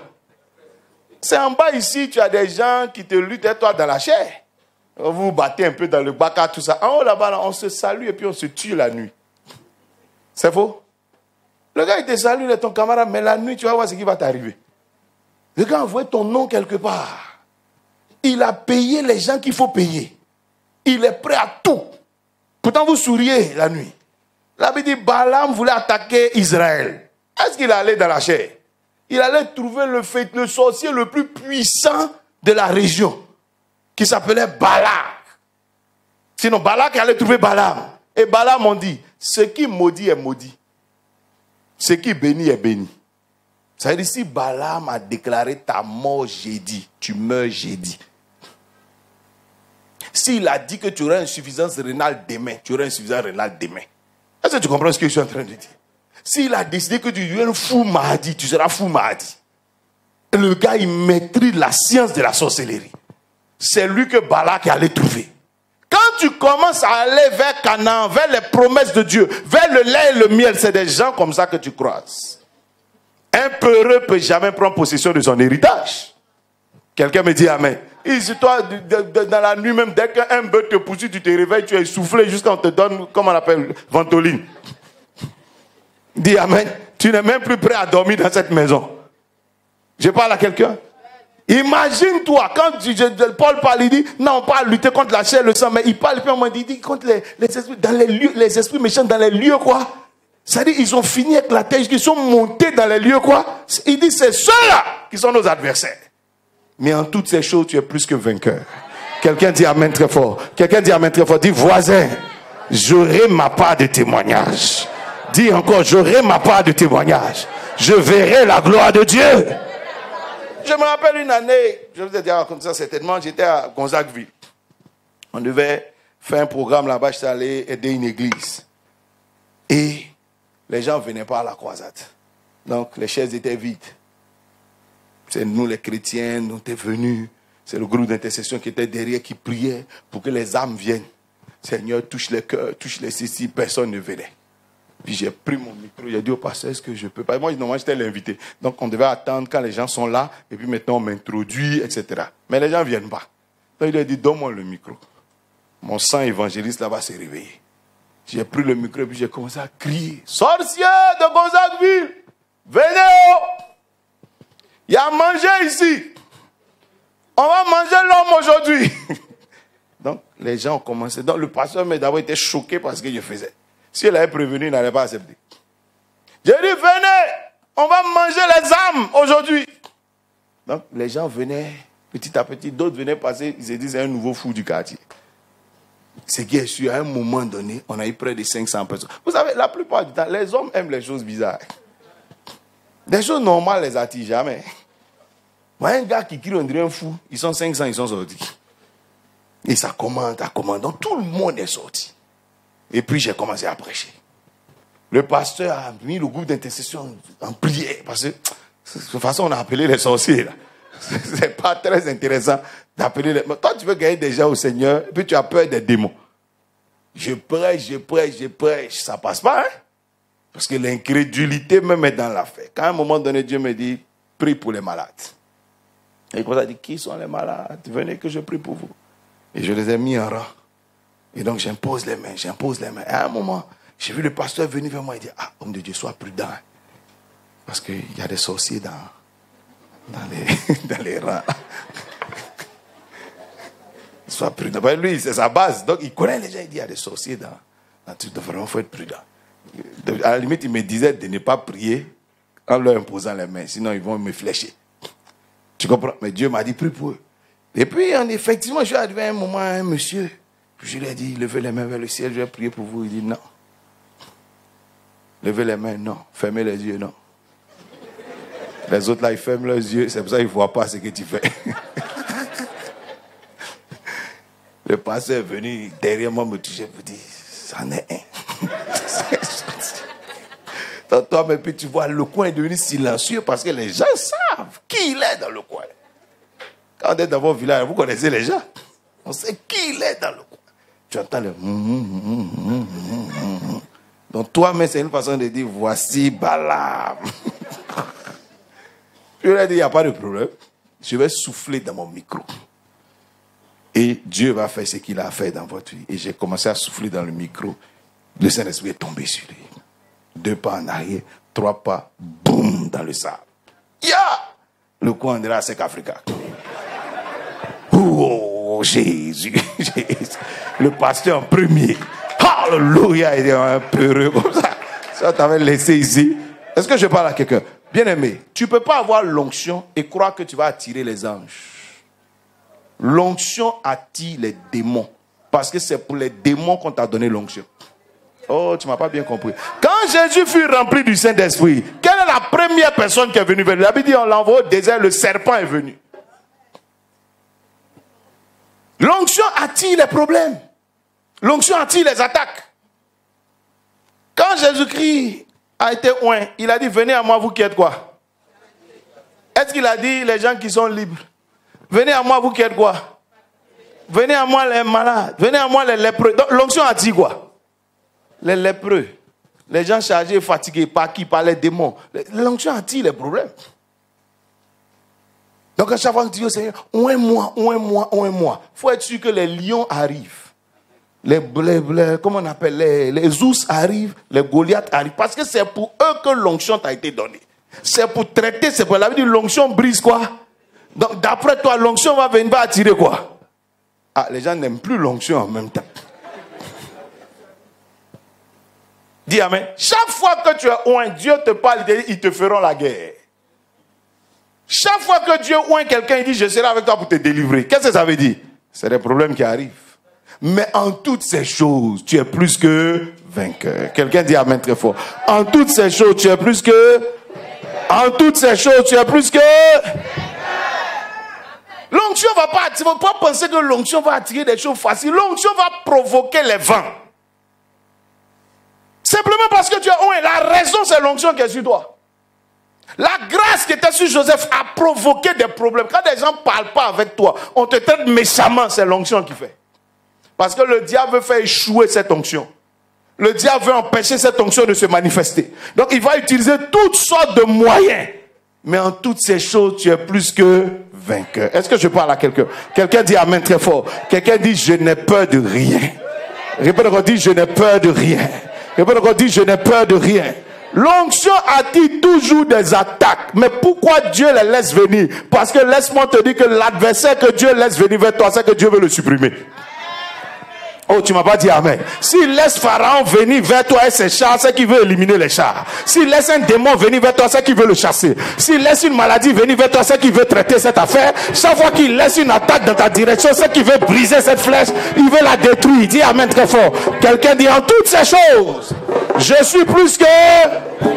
Est-ce que je peux compter sur quelqu'un? Est-ce que le Saint-Esprit peut compter sur quelqu'un? Dis amen très fort. Dis avec moi, la peur quitte mon cœur. Quitte mon cœur. Dis amen. Tu ne mourras pas, ni par jugement. Quel que soit le genre de mort qui s'annonce, dis-le, dis je ne mourrai pas. Et puis encore, dis je ne mourrai pas. Et puis encore, dis je ne mourrai pas. Ça veut dire un homme est mort à côté de Jésus. On l'a crucifié à côté de Jésus-Christ. Par un jugement. La terre l'a condamné. Il a été jugé voleur, digne de mort. Le malheur pour ceux qui l'ont condamné, c'est que le monsieur était à côté de Jésus-Christ. La Bible dit, le monsieur s'est adressé à Jésus-Christ, il dit, souviens-toi de moi. Jésus lui dit, je t'annonce que tu seras avec moi au ciel. Je suis en train de dire à quelqu'un, aucun jugement ne t'éliminera. Tant que Christ est avec toi, dis amen très fort. Parce qu'il a vaincu la croix et il a vaincu la tombe. Dis amen. Quelqu'un dit, il a vaincu la croix, il a vaincu la tombe. Dis encore, dis, il a vaincu la croix. Il a vaincu la tombe. Quand les hommes t'auront condamné, il y a une main de Dieu qui te délivrera. Il y a une main de Dieu qui te libérera. Quand la justice des hommes t'aura jugé et t'aura condamné, compte sur la justice de Dieu pour te libérer. Compte sur la justice de Dieu pour te ressortir de là. Dis amen très fort. Dis amen très fort. Quel que soit ce qu'on aura fait comme jugement, quel que soit ce qu'on aura fait, Dieu te sortira de là. On a jugé Joseph et puis on l'a mis en prison. C'est faux? Tout à l'heure, je t'ai parlé de quelqu'un qu'on a jugé qui est vraiment coupable. Dis amen. Ça, c'est le voleur à la croix. Mais qui s'est remis entre les mains de Jésus. La justice de Dieu l'a délivré. Est-ce que je parle à quelqu'un? On a remis, quand on te crucifie à la croix, c'est vrai que tu es maudit. Mais la justice de Dieu l'a envoyé au ciel. Dis amen très fort. Maintenant, on a jugé Joseph qui, lui, n'a rien fait. Mais on l'a mis en prison. Il n'avait ni parents, ni avocat, personne pour l'aider. Mais la Bible dit, en une nuit, Dieu l'a fait sortir. Dis amen très fort. La justice de Dieu va te délivrer. Je dis à quelqu'un, quel que soit ce que les hommes, quel que soit ce qu'on a fait comme jugement, laisse-moi te dire que la justice de Dieu est celle qui prévaut sur ta tête. Et si Dieu t'a pas condamné, personne ne peut te condamner. Quelqu'un dit amen très fort. Quelqu'un dit je n'ai pas peur. Répète encore, dis je n'ai pas peur. Répète encore, dis je n'ai pas peur. Répète encore, dis je n'ai pas peur. Tu ne mourras pas. Dis amen très fort. Tu ne mourras pas par attaque.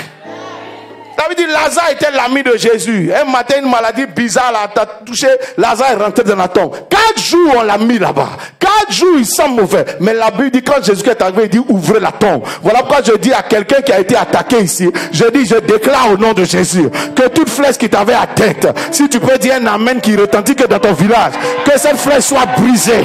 Que cette flèche soit brisée. Que cette flèche soit brisée. Il est prévu que tu sois attaqué, mais il n'est pas prévu que tu meurs.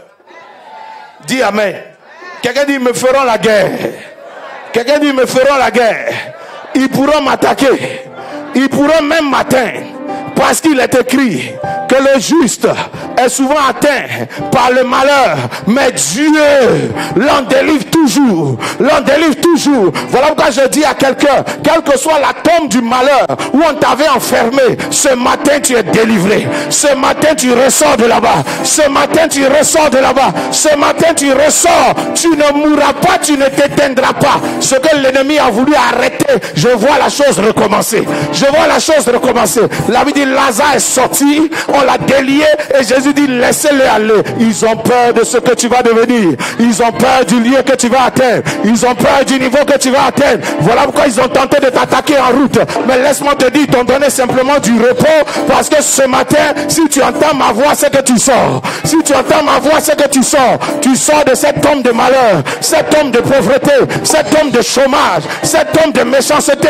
Dis amen et ressors de là-bas. Dis amen et ressors de là-bas. Dis amen et ressors. Quelqu'un dit je me relève. Ne laisse rien te convaincre que tu vas mourir. Rien. Ils ont attaqué Job.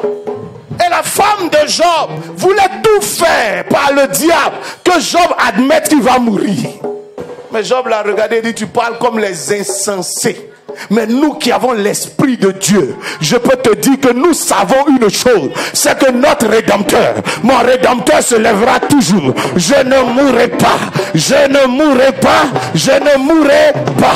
La Bible dit Naomi, à cause du malheur qu'elle avait traversé, son mari est mort, son premier fils est mort, son second fils est mort, elle est tombée dans la ruine. À cause de cette succession de malheurs, Naomi avait admis qu'elle était elle-même, elle allait finir malheureuse. Elle dit appelez-moi Mara, quand la grâce de Dieu s'est manifestée. Et la Bible dit la visitation de l'Éternel a relevé cette femme. Je te vois joyeux à nouveau. Je te vois heureux à nouveau. Je te vois grand à nouveau. Je te vois élevé à nouveau. Je te vois béni à nouveau.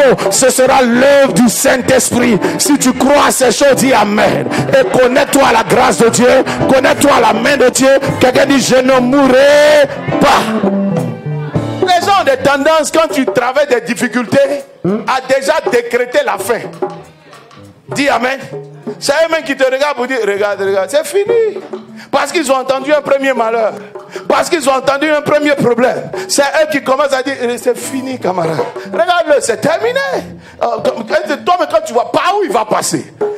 Laisse-moi te dire qu'aussi longtemps que Jésus existe, le chemin existe toujours. Le chemin pour s'en sortir. Le chemin de la délivrance. Le chemin de la gloire. Et il dit aussi loin, de même que le ciel est éloigné de la terre, c'est ainsi que mes voies sont éloignées de vos voies. En d'autres termes, c'est ce que les gens ont vu comme voie, c'est sur ça qu'ils ont déclaré que tu t'en sortiras pas. Mais il y a une voie qu'ils ne connaissent pas. La voie de la mer Rouge. Il y a une voie qu'ils ne connaissent pas. La voie qui est tracée dans le désert. Il y a une voie qu'ils ne connaissent pas. La voie qui est tracée dans le Jourdain. Cette voie qui est tracée par les songes de Dieu. Dieu va t'en sortir. Dieu va te bénir. Je prophétise dans le nom de Jésus. Tout malheur, tout filet de malheur dans lequel tu t'étais retrouvé jusqu'à présent, je déclare que ce filet est déchiré. Je dis, tu sors de cette saison, tu sors de ce malheur. Tu sors de cette saison, tu sors de ce malheur. Tu sors de cette saison, tu sors de ce malheur. Dimanche passé, nous avons prié pour ceux qui ne travaillaient pas. Il y a une de nos sœurs qui était là. On l'avait renvoyée dans la semaine. Et le dimanche, quand on a demandé de faire les actions, une fois elle est revenue, on a prié pour elle. Le mardi, ou je pense le lundi ou le mardi, les mêmes qui l'ont renvoyé la semaine dernière, l'ont rappelé et l'ont rétabli dans sa fonction. Est-ce que je suis en train de parler à quelqu'un? Ça dit que le miracle... Oh, dis Amen très fort. Je dis, Dieu va te permettre d'avoir un congé d'une semaine et il va te repositionner. Dis Amen. Ce genre de miracle n'est pas nouveau ici. Papa Elo a vécu la même chose. On l'a renvoyé, il y a quelqu'un qui l'a attaqué, il a démissionné, on l'a fait partir à cause d'une de ses patronnes qui était en train de le fatiguer. Un mois après, non seulement lui a payé tous ses droits, il allait investir dans ses affaires, mais un mois après, on l'a rappelé, non seulement on l'a rappelé, mais il a eu une promotion parce qu'il a occupé la place de sa patronne et aujourd'hui il est en fonction même au Burkina et Dieu l'a élevé, Dieu l'a positionné. Je ne sais pas de qui il est question, mais quand une grâce est manifestée chez quelqu'un, c'est qu'elle est déjà dans la maison. Qui sera le prochain propriétaire? Reçois au nom de Jésus. Reçois au nom de Jésus. Il va te relever. Quelqu'un dit, je ne mourrai pas. Tu ne mourras pas physiquement, tu ne mourras pas professionnellement, tu ne mourras pas financièrement, tu ne mourras pas au niveau social. Je te vois te relever. Celui qui est venu nous sauver marche avec ce qu'on appelle la puissance de la résurrection. Chaque fois qu'il sent la mort, il dit, mon fils, je ne suis pas seulement un guérisseur. Ceux qui t'ont tué n'ont peut-être pas cette version de moi, mais je suis aussi la vie et la résurrection. Celui qui croit en moi ne mourra pas, et s'il meurt, je le ressuscite. Tape quelqu'un, dis-lui ressuscite. Dis-lui financièrement. Dis-lui ressuscite. Professionnellement. Ressuscite. Au niveau social. Ressuscite. Ressuscite. Ressuscite. Est-ce que quelqu'un croit à l'œuvre du Saint-Esprit? Ne laisse pas le monde te convaincre. Laisse l'Esprit de Dieu travailler dans ton cœur.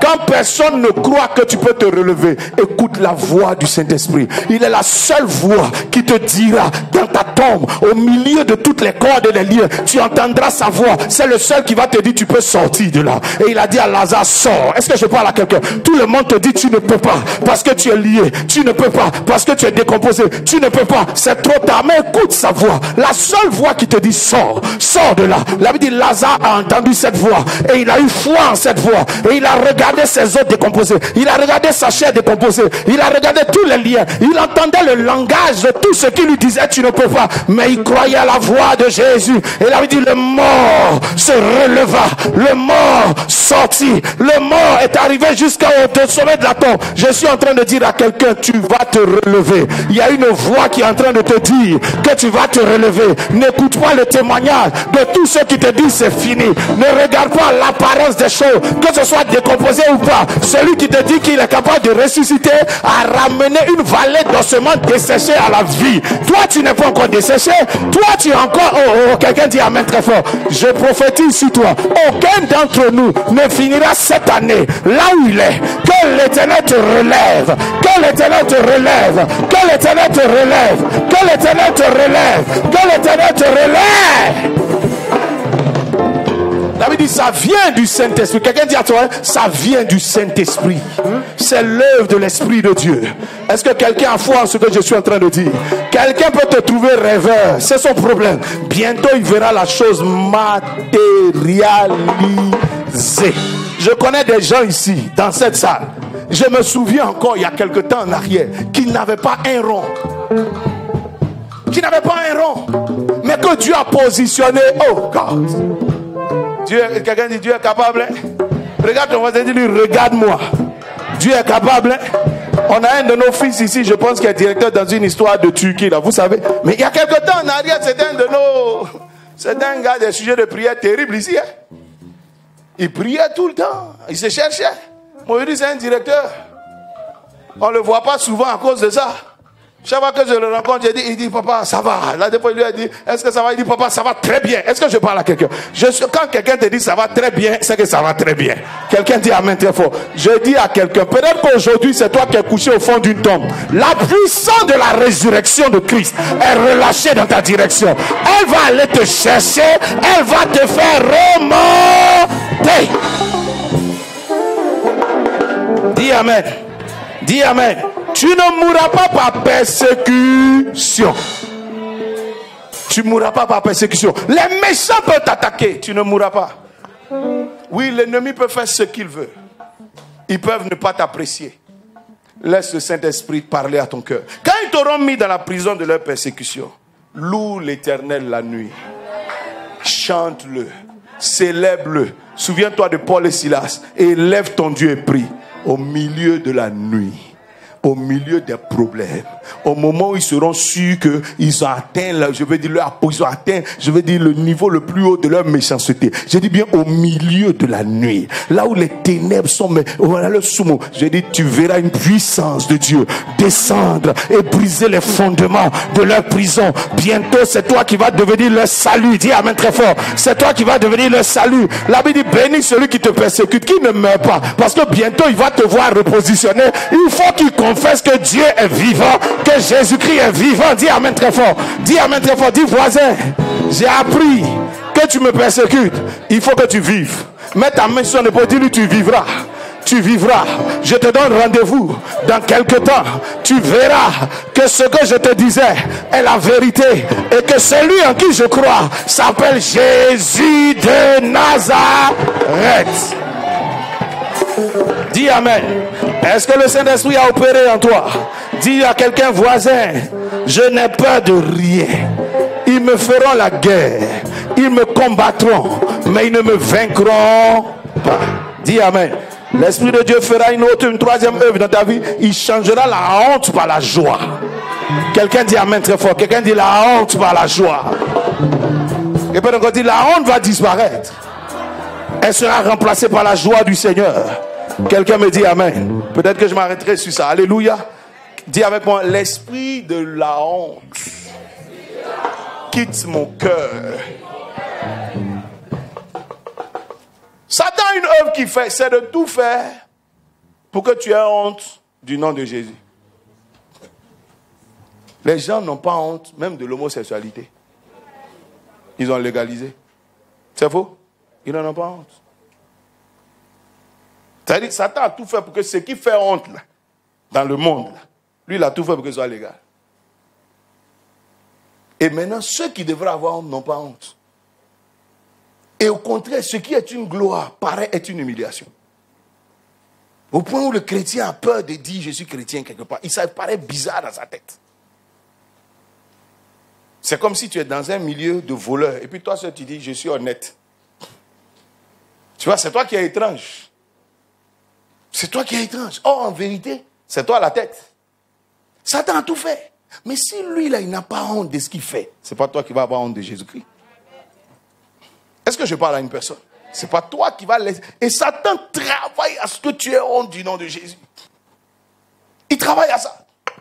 Les gens n'ont pas peur d'affirmer. Le gars est sous là, il n'a pas honte. Il dort dans le caniveau. Là. Et puis il se relève le matin. Puis demain il dit il était dans le show. C'est faux. Et puis il sort au quartier. C'est faux. Il n'a pas honte. Il n'a pas honte. Il se sent comme un grand de la société. Et pourtant, celui qui a Jésus-Christ a laissé le diable détruire sa foi. Et les gens ont honte d'annoncer l'évangile même. Il a honte. Les gens montent dans des cars, ils vendent médicaments d'hémorroïdes. On dirait, il y a les expressions qu'il lui dit, il n'a pas honte. Mais dit un chrétien annonce l'évangile dans le car, il dit, les jeunes femmes là se déshabillent sur Internet, elles n'ont pas honte. C'est faux? Elles n'ont pas honte de faire la propagande de ces choses. C'est faux? Oh, faut pas faire comme si tu ne sais pas de quoi je parle. Tu es toujours là-bas. Mais les gens n'ont pas honte. Mais comment toi tu fais pour avoir honte du nom de Jésus? Comment tu fais? Tu vois que Satan a travaillé dans ta vie. Parce qu'en vérité, ça ne fait pas honte. Mais il sait qu'il y a un verset qui dit que si tu as honte de Christ devant les hommes, Christ aura honte de toi devant ton Père et ses anges. Qu'est-ce que ça veut dire son Père et ses anges? En vérité, quand par exemple tu dis je veux aller, je sais pas moi, je cherche du travail. Je veux aller aujourd'hui à tel rendez-vous. En vérité, il y a un ange de ce secteur. On confesse ton nom avant que tu viennes. Je parle à quelqu'un. Si Dieu a confessé ton nom à cet ange-là, qui est le gardien de cette porte, tu vas rentrer. Même si les hommes ne veulent pas, le Saint-Esprit va s'arranger, on va te repositionner. Mais donc quand il te dit que si tu as honte de moi, je ne parlerai pas de toi non plus. Ça veut dire que tu vas arriver et la porte restera fermée. Ta porte restera fermée. Quand Moïse se retrouve devant la mer Rouge, il y a un ange de l'Éternel là qui va ouvrir la mer pour qu'il passe. Mais si Dieu n'a pas confessé ton nom, tu arrives là, tu vas rester là toute ta vie. Et puis tu es bloqué à ce niveau. Pourquoi? Parce que tu as eu honte de parler de Jésus quelque part. Et Satan sait que c'est un des moyens pour bloquer ta vie. Quand les gens prient non-accomplissement, non-accomplissement. Mais si tu as honte de Jésus, je t'assure qu'on peut briser tout un non-accomplissement ici, puis ça ne va pas fonctionner. Parce que le décret est déjà sorti. Dis Amen. Mais si tu le confesses lui aussi il te confessera. Et si Dieu t'a confessé au Judée, le Judée va te laisser passer. Dis Amen. Tu vas arriver à ce carrefour, personne n'avance. Toi, par un miracle, tu vas passer. Les gens vont se demander comment tu t'es arrangé pour arriver à tel palier de la vie. Il y a un miracle qui t'a mis là-bas. Dis Amen. L'élévation d'un chrétien n'est pas naturelle. Ce n'est pas des miracles que ça se fait. Dis Amen très fort. Est-ce que je parle à quelqu'un? Ce n'est pas des miracles que ça se fait. Dis Amen. Là où les autres qui ont le BTS veulent atteindre le niveau 10, toi tu peux atteindre le niveau 25. Dieu va mettre une grâce quelque part et puis tu vas te rendre compte que tu montes. Voilà pourquoi Jésus dit après toi ils vont te faire la guerre parce que ça va attirer forcément la jalousie. Dis Amen très fort. Dis Amen très fort. Est-ce que je parle à quelqu'un? Quand eux ils avancent par la barque, toi tu sors de la barque, tu avances en marchant sur l'eau. Le vent contraire les arrête et puis toi tu avances. On dit mais pourtant c'est bizarre dans la société, mais toi tu avances. Normalement c'est un miracle qui doit te faire avancer. Mais le problème c'est que pour que ce miracle, il faut que Jésus te confesse quelque part. Quand Dieu parle à Élie, il dit va au torrent. J'ai donné au corbeau de te nourrir. En d'autres termes, j'ai déjà donné des ordres à ton sujet. Tu vas manger même s'il y a la sécheresse. Donc tu vas te rendre compte que ça ne va pas. Et puis toi, ce que tu trouves à manger, parce qu'il y a un corbeau qui te nourrit. Chaque fois que tu arrives à un carrefour, il y a une opportunité pour toi. Il y a ceci pour toi. Parce qu'il y a un corbeau qui te nourrit. Il y a quelqu'un qui se charge de te nourrir. Dis Amen. Il y a quelqu'un qui a eu l'ordre de s'occuper de toi. Je parle à quelqu'un. C'est à la troisième étape que Élie a vu qu'en vérité, voici l'ange qui le nourrissait. Tantôt il parlait au corbeau, tantôt il utilise la feuille de sarrête, mais tantôt lui-même il se présente. Tu ne mourras pas. Mais pourvu que tu n'aimes. Et que Satan sait que la honte est ton problème. Il sait. Voilà pourquoi Jésus-Christ dit, vous serez mes témoins où ça? À Jérusalem. Si tu n'as pas honte à Jérusalem, tu vas passer en Judée. Si tu n'as pas honte en Judée, tu vas passer en Samarie. Si tu n'as pas honte en Samarie, tu vas passer aux extrémités de la terre. Mais si tu as honte, tu te fermes la porte. Ça t'arrête, ça te bloque. Parce que tu ne peux pas aller plus loin. Dis Amen. Quelqu'un dit, honte, je te chasse de mon cœur. Je te chasse de ma vie. Je te chasse de ma vie. Tu t'es rendu compte que tu n'as honte pratiquement de rien. La seule chose qui te fait honte, c'est annoncer l'évangile. Et pourtant, c'est ce que tu as, le bien le plus précieux que tu as. Hein? C'est le nom de Jésus là qui est avec toi. C'est sur ça que tu comptes. C'est avec tu pries tous les jours, etc. Mais pourquoi c'est la seule chose dont tu as honte? Tu peux parler des billets, de coutou, de tout. C'est faux. De films, de tout ce que les gens parlent de tout. Mais quand il est question de l'évangile, il y a comme un esprit qui attrape ta voix, ta gauche. Tu commences à faire des gros calculs. Ça là, vraiment, j'ai honte. Ça là, quand il a commencé à parler ici, les gens vont me voir en bizarre. Et qui va te voir en bizarre? Qui va te voir en bizarre? Mais chacun croit ce qu'il croit. Moi, j'ai vu certains de nos frères. Il est dans un cas. C'est son heure de prière. Il descend, il prie. Et puis si tu veux, vous le connaissez. Hein? Et vous tous allez attendre jusqu'à ce qu'il ait fini de se faire. Quand il a fini de se faire, vous le repartez. Pourquoi il n'a pas honte? Mais le chrétien a peur. Parce que le diable sait que chaque confession de l'évangile va sauver quelqu'un. La Bible dit prêche en temps favorable ou non. Parce que tu ne sais même pas qui sera sauvé. Chaque fois que le Seigneur te pousse à parler, c'est qu'il y a quelqu'un dans les parages. Il y a quelqu'un à sauver dans les parages. Quelqu'un dit amen. Il y a quelque chose qui va se faire dans les parages. Et Satan va tout faire pour que tu ne parles pas. Dis amen. Satan va tout faire pour mettre un mur entre toi et la personne. Jésus avait une femme samaritaine. S'il n'avait pas parlé, c'est toute la Samarie qui devait être sauvée ce jour. Mais si Jésus-Christ s'était gêné et qu'il n'avait pas parlé, c'est toute la Samarie qui était condamnée. Dis amen. Il y a quoi? Vous vous levez, vous vous asseyez. C'est la place que vous cherchez. Viens, il y a mon fauteuil. Alléluia. Alléluia. Dis avec moi, je n'ai point honte de l'évangile. Oh, dis-le avec force, dis, je n'ai point honte de l'évangile. Dis avec force encore, je n'ai point honte de l'évangile. Car c'est la puissance de Dieu pour le salut de quiconque croit.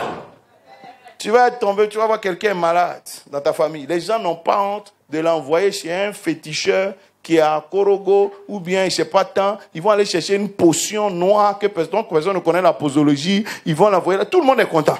C'est faux. Mais toi, tu as honte de dire, on va prier. Tu as honte de dire, allons, l'homme de Dieu va prier pour toi. Tu as honte. Mais le marabout qui va dire, quand vous allez arriver, vous venez, vous marchez en arrière. J'ai vu un monsieur ici une fois, une autorité. La plaque m'a fait savoir que c'est une autorité. La plaque de sa voiture. Au carrefour, là, aux eaux, là, rond-point. J'ai fini ici un peu tard. Je rentrais vers 2h du matin. J'arrive, feu là. Je vois un monsieur nu qui descend de sa voiture, qui court, qui descend, il dépose un canari. J'ai dit, quand il dit nu là, j'ai dit nu, hein? Il dépose un canari au milieu là, de la route là. Et puis il court à nouveau.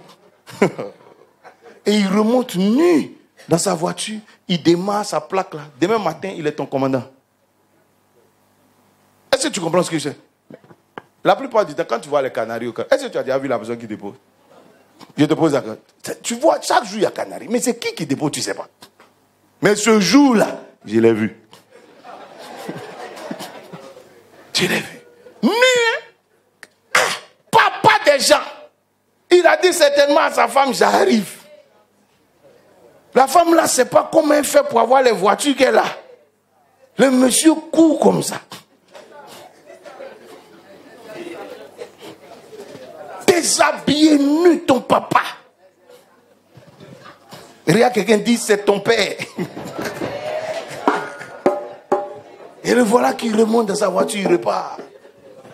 Mais les gens font des choses bizarres. Bizarres. Dans les confessions, là, on entend des choses. Hein? Et les gens ici te disent, c'est qu'il y a un monsieur, j'ai fait sa délivrance. Il ne se lave pas. La raison est unique. Il a un truc qu'il porte sur lui, l'eau ne doit pas toucher. Il se brosse, il lave son visage, il met un peu d'eau dans ses aisselles et puis il dort avec toi. Et sa femme. Les femmes aussi, il y a quoi? Vous aimez les gens qui ont l'argent. Ben, imagine le monsieur, il ne se lave jamais. Il ne se lave pas. Tout ça là, pour être blindé. Quelqu'un dit l'onction. Brise le joug. Jésus est tellement simple. Tellement simple. Il te dit, il te protège simplement. Il te dit, ils te feront la guerre, mais ils ne te vaincront pas. Il a fini de te protéger comme ça. Parce que les anges vont exécuter cette parole. Qui va te toucher? Dis amen. Si Dieu dit que tu ne meurs pas, je t'assure que Satan peut tourner, il ne peut pas enlever ta vie. On connaît l'histoire de Job. Il ne peut pas. Il ne peut rien te faire. Dis amen. Dis amen. Mais voilà les pratiques. Et les gens n'ont pas honte de ces choses.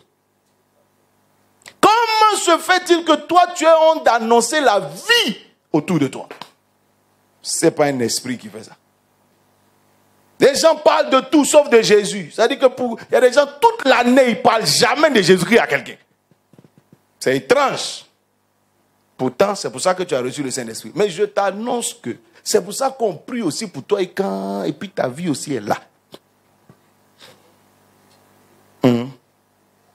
Pourquoi? Parce que la condition, c'est que tu n'aies pas honte de Jésus-Christ. Tu ne peux pas dire à quelqu'un de t'aider puis tu as honte de la personne.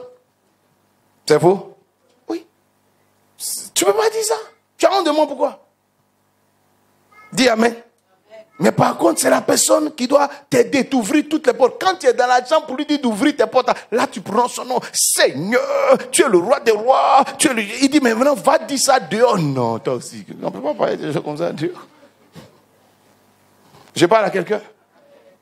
Dis amen. J'ai vécu ça. Comment je commençais, même le ministère. J'avais honte parce que j'étais dans un quartier. Où pour se convertir, c'était pas facile. Hein? Non, surtout tu as un passé dans ce quartier. Tu t'es moqué aussi des gens. Puis bon, on est dans un groupe là. Bon, toi seul, Dieu est venu t'appeler dans le groupe. C'est pas un endroit de chrétiens. Donc pour sortir et puis dire même tu es chrétien, ça fait honte. Les gens te voient bizarre. Donc quand je sortais, je vais à l'église. Même les petits enfants du quartier, parce qu'ils ont appris que tu es... Dès que tu t'en encore à l'église. J'ai un enfant, il ne pouvait pas... J'allais lui gifler hier. Mais comme maintenant tu es converti, chacun se permet de te dire ce qu'il veut. Puis tu es obligé de lui dire oui. Il dit, hey, toi tu es à l'église dès... Un enfant comme ça. Donc ma Bible même, je ne pouvais pas sortir avec ma Bible. J'avais mis... Où est pasteur Cyril? Lui, il était là. J'avais mis une couverture. Je mettais des couvertures sur mes Bibles. Quand tu me demandes, j'ai dit non, c'est pour que ce soit joli. C'est faux. Ouais. C'est parce que quand j'ai ça dans la main, quand mes amis me disent non, c'est un agenda. Parce que j'ai honte même d'être... Je pense que les Josiane l'ont connu ces temps-là. Mes Bibles étaient toutes... Ma mère même, la dernière fois m'a donné... Elle est venue à ça ici. Ça. Elle est venue à ça. Ça est dans mon bureau là-bas. Une des couvertures qui protégeait... Les moments sont terribles. Je ne sais pas où elle a arraché ça. Je ne sais pas à quel moment j'ai déposé. Elle a gardé. Et puis elle m'a donné ça cette année. Non, il faut te dire que quand tu fais les choses, ta maman se souvient toujours de ce que tu fais. Dis amen. Alléluia. Elle m'a donné. J'ai dit, où toi, ça fait, je sais pas combien, 30 ans, je ne sais pas quand, combien d'années en arrière. Amen. Et j'avais la chose. Et c'est comme ça que j'ai gâché mes Bibles. C'est quand je suis dans le lieu où je dois prêcher là tu me vois. Alléluia! Jésus, c'est quand je sors de là, j'ai honte. Mais je compte sur Jésus-Christ pour m'aider. Donc je sais ce que tu peux ressentir, mais je te dis que c'est un démon qui fait ça. Aujourd'hui, je prêche sur tout Internet. Quelqu'un dit amen très fort. Sans honte ni gêne. Pourquoi? Parce que l'évangile est la puissance de Dieu pour le salut de quiconque croit. Dis amen. S'il y a une chose à revendiquer, c'est ton statut en Christ. S'il y a une chose dont je suis le plus fier, c'est de savoir que je suis chrétien. Dis amen. Je préfère me présenter, j'ai beaucoup d'autres diplômes, j'ai d'autres cordes, mais je préfère me présenter comme pasteur. Et le reste suit. Parce que ton statut éternel, c'est celui qui est en Jésus-Christ. Dis amen très fort. Tes statuts d'ingénieur là, ça finit à Williamsville. C'est faux? Ça finit là. On sait où ça finit. Peut-être même Williamsville est joli, on t'envoie à Bobo, quelque part là-bas. Ça finit au village. Mais il y a un statut qui finit au ciel. C'est ton statut d'enfant de Dieu, de quelqu'un qui a confessé Christ, qui a élevé Christ dans sa vie. Dis amen. Pourquoi Paul meurt et il dit, j'ai gardé ma foi, désormais la couronne de justice m'est réservée. Quelqu'un dit amen. Quelqu'un dit amen. Quelqu'un dit à son je n'ai point honte de l'évangile. C'est la puissance de Dieu pour le salut de quiconque croit. Et pourquoi quelqu'un n'aura pas honte? Quand tu as la révélation de ce que tu fais, tu n'as pas honte. Quand tu as la révélation de ce que quand tu as une révélation sérieuse de Christ, tu sais qui est Christ, tu ne peux pas avoir honte de lui. Tu as honte quand tu ne sais pas de qui tu parles. Jésus-Christ, là, ce n'est pas un monsieur crucifié sur le collier des gens. Hein. C'est pas ça. Dis Amen. Ce n'est pas ce petit monsieur crucifié sur ton collier que tu mets là et puis de temps en temps tu embrasses là. C'est pas ça. Dis Amen. C'est loin d'être ce que tu penses. C'est loin. Alléluia. Quand tu as compris, comme les mages, que ce monsieur est un roi, tu n'as pas honte de prendre ton or, ton ancien et ta mie et venir l'adorer. Quand tu as compris qui il est. Il dit, nous on a vu son étoile. Que ceux qui ont honte de lui, qui le cachent, ils ne savent pas qui il est. Nous on a quitté l'Orient pour venir l'adorer. Parce qu'on a vu qui il est. On a la révélation de ce qu'il est. Et même s'il n'est qu'un bébé, on a de l'or pour lui. On a de l'encens pour lui. On l'a mis pour lui. Ils sont allés se renseigner chez le roi Hérode pour savoir où ce bébé-là est né. Parce que c'est le roi des Juifs qui vient de naître. C'est le roi des rois qui vient de naître. Quand tu sais qui tu transportes, tu n'as pas honte de dire son nom. Tu n'as pas honte de dire son nom. Dis Amen. Quand tu sais que c'est d'un roi que tu parles, quand Jésus-Christ s'est présenté, même il dit, je suis roi. Mais comme je suis venu rendre témoignage à la vérité, c'est pour ça que pour le moment je me comporte comme un agneau. Mais en vérité, je suis un lion. Ceux qui me connaissent savent que je suis un roi. Et je suis même le roi des rois et le seigneur des seigneurs. Il dit, mais je reviendrai bientôt. Et il sera écrit sur ma cuisse, le seigneur des seigneurs. Je reviendrai sur les nuées avec une grande armée. Et je vais voir qui va m'arrêter. Dis Amen très fort. Un monsieur qui dit à la mer, tais-toi, à la mer se tait. Un monsieur qui est mort il y a 2000 ans, on utilise son nom aujourd'hui. Quand on dit un démon sort, il sort. C'est qui est mort et on peut parler de lui et puis il y a une action. Dis Amen très fort. Un monsieur qui est mort il y a 2000 ans, on peut dire un paralytique soit guéri en son nom, la personne se relève. Un monsieur qui est mort il y a 2000 ans, on peut commander une porte s'ouvre. Est-ce que je parle à quelqu'un? Dieu est KO. Dis avec moi, je porte le roi des rois avec moi. Personne n'a honte de parler d'un roi. Personne. Mais tu n'as pas su qui il est, tu ne le connais pas, tu n'as pas une révélation de sa personne. David a su qu'il était le roi. David n'avait pas honte, bien qu'il soit broussaille, il n'avait pas honte de parler de son Dieu, même devant Goliath. Il dit, tu sauras aujourd'hui qu'Israël a un Dieu. Dis Amen très fort. Dis Amen très fort. Quelqu'un dit, il est le roi de ma vie. Quelqu'un dit, il est le roi de ma vie. Quelqu'un dit, il est le roi des rois. J'ai reçu dans mon ministère tellement d'autorités qui sont venus des fois jusqu'au plateau d'Oku ici. Tu vois, tu réalises que celui que tu portes en toi, mais n'a rien à voir avec les autorités du monde. J'ai reçu un général ici. Mais quand il m'a appelé, moi-même j'étais gêné, je lui ai dit non, je vais venir vers vous. Il dit non, j'arrive. Puis il est venu. Puis il m'a expliqué ses problèmes. Moi-même je le regardais. Quelqu'un ici qui nous on compte pour notre sécurité. Et puis tu te rends compte que lui-même il n'est pas en sécurité. C'est le monde là, c'est un ensemble de distractions. Hein? Je ne sais pas si tu comprends ce que je suis en train de dire. C'est un ensemble de distractions. Chacun fait croire à X qu'il est. Et puis, le monsieur est venu me parler. Moi, je lui ai dit, mais c'est eux que nous on compte. Mais le monsieur n'est pas en sécurité. Il est venu chercher sa protection chez moi. Je lui ai dit, ah bon? Mais il est le général. Quand il n'a pas compté, mon frère, nous, là, quand on passe, on veut nous arrêter. Mais lui, c'est le commandant des lieux.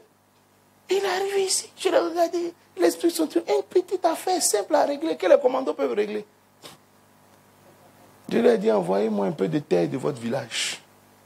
Je me suis dit, son village est loin, donc ça va prendre 3 jours. Je t'assure que lui a dit ça le soir vers 17h. Le lendemain matin à 10h, le sable était là. Tellement ça chauffe chez le général. J'ai dit, chaud. Envoyez-moi une bouteille d'huile, il l'a envoyé. Envoyez-moi ceci, il envoie. Mais si là, j'avais dit, va déterrer les eaux du Néandertal, il va envoyer. Alléluia. Mais il rentrait chez sa sécurité. Tu vois, tu ne peux pas avoir un tel roi dans ta vie et puis avoir honte de lui. Tu ne peux pas. Tu ne peux pas. Dis Amen. Au nom de Jésus, j'ai prié pour le monsieur. Et puis je lui ai dit, dans 3 jours, appelez-moi pour me rendre le témoignage. Et il m'appelle dans 3 jours, je dis, pasteur, je dors comme un enfant. Parce qu'il ne dormait pas. Effectivement, les gens étaient en train de le flécher, mais sérieusement depuis son village. C'est pour ça qu'il lui a dit de m'envoyer la terre. On va faire quelque chose, il va retourner la terre là-bas. Ceux qui verraient sur la terre là, eux-mêmes la terre va les accueillir. Et puis ça les a accueillis. Pourquoi? Tu ne peux pas avoir un tel roi dans ta vie et puis avoir honte de lui. Dis amen. Le diable s'arrange pour que le monde ne connaisse pas Jésus-Christ. J'ai été en France, au milieu de vos colons. Les colons, les grands blancs. Là. Et puis j'ai prêché l'évangile. Pas parler d'autre chose. L'évangile. Et puis j'ai vu Dieu se manifester. Et j'ai vu les colons, la grand-mère de celui qui a frappé ton grand-père. Je l'ai vu. Je les ai vus tomber par terre, traîner comme possédés. Et j'ai vu les mêmes colons en rang devant non, on est des sauvages, le négro que je suis. Je vais laver mes mains dans la salle d'eau. Voici un rang de colons. Les blancs arrêtés comme ça. Je pense qu'ils viennent se laver les mains. Hey, Jean-François, est-ce que j'ai des démons? Il dit, oh, la vengeance de Kunta Kinte est arrivée. Il dit, tu en as 4. Ah bon? Ah, mais il faut les chasser, j'ai dit l'année prochaine. Oh, il dit que je vais garder encore les démons pendant 1 an. Les démons, vous nous avez envoyés. On va vous envoyer ça ici. Mais quand je sors de là, je réalise ce que je porte. Les portes qui ne peuvent jamais s'ouvrir vont s'ouvrir devant toi. Est-ce que je parle à une personne? Oui, je suis qualifié, j'ai fait des études, etc. Mais je vais te dire que ce qui m'ouvre le plus de portes, c'est la grâce et l'onction de l'appel de Dieu. Ça te fait entrer partout. Tu rencontres qui tu veux. Dis amen. Parce que je n'ai pas honte de l'évangile. Je parle à quelqu'un. Dis à ton voisin, annonce l'évangile en désordre. Je loue Dieu pour mon ami qui m'a annoncé l'évangile. C'était un ami de quartier. On a fait le show ensemble. Et puis lui, il s'est converti. 6 mois après, il me rencontre. Donc il a honte. Il se gêne.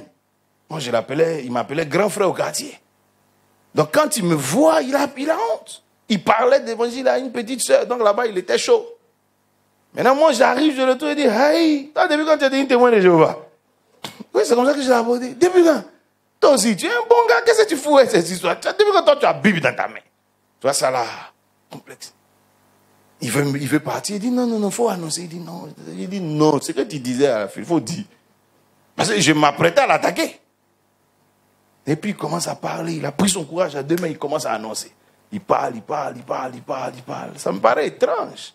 Parce que ce qui m'étonne même, c'est que lui là, un buveur de Guinness comme ça, comment il fait aujourd'hui là pour parler de Jésus? C'est ce qui me surprenait.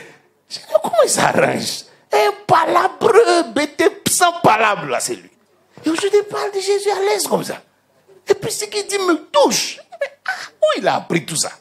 Je lui demande, il dit non, à 6 mois, il était allé. D'accord. Je marche avec lui, il m'explique son histoire. Ok. Et puis, la nuit, le Saint-Esprit me visite. Et depuis lors, jusqu'à aujourd'hui, voici ma mère ici. J'avais rien à voir avec ce que je suis là. Ah, ça, Dieu seul sait. Si Jésus sait où il ramasse des gens, je ne t'en parlerai pas. Alléluia. Dieu seul sait. Mais le Saint-Esprit te transforme. Dis amen. Et aujourd'hui, tu as une bénédiction pour des nations, des familles, etc. Mais je loue Dieu de ce qui n'est pas eu honte. Sinon, il pouvait se gêner. Et il s'était gêné vraiment. Je prie que Dieu t'aide. Dis à toi, annonce l'évangile. Tu ne sais même pas. Je me rappelle, il y a un bishop aujourd'hui. C'était pareil, lui aussi, on était des amis. Mais cette fois-ci, c'est moi qui lui ai présenté l'évangile. Je me rappelle quand je parlais de l'évangile à Jean Bruce. Il m'a dit, oh, Jean-François, tu vas arrêter les trucs comme ça là. Donc tu as dit quoi? Tu es donné alléluia quoi. Ouais, c'est comme ça qu'on appelait les gens. Tu es donné alléluia. Toi, tu dit ça. Toi aussi. Un trop bon gars, toi tu as récité un cycle ingénieux. Tu as fait quoi et tout ça? Il me parle pour me convaincre. Je ramène, il m'amène ici. Je lui annonce, en plus je ne connais pas bien l'évangile. Donc je lui dis des petites choses, etc. Il dit non, il faut arrêter. Il faut arrêter. En tout cas, moi, si je peux donner un conseil, tu es un frère, il faut arrêter.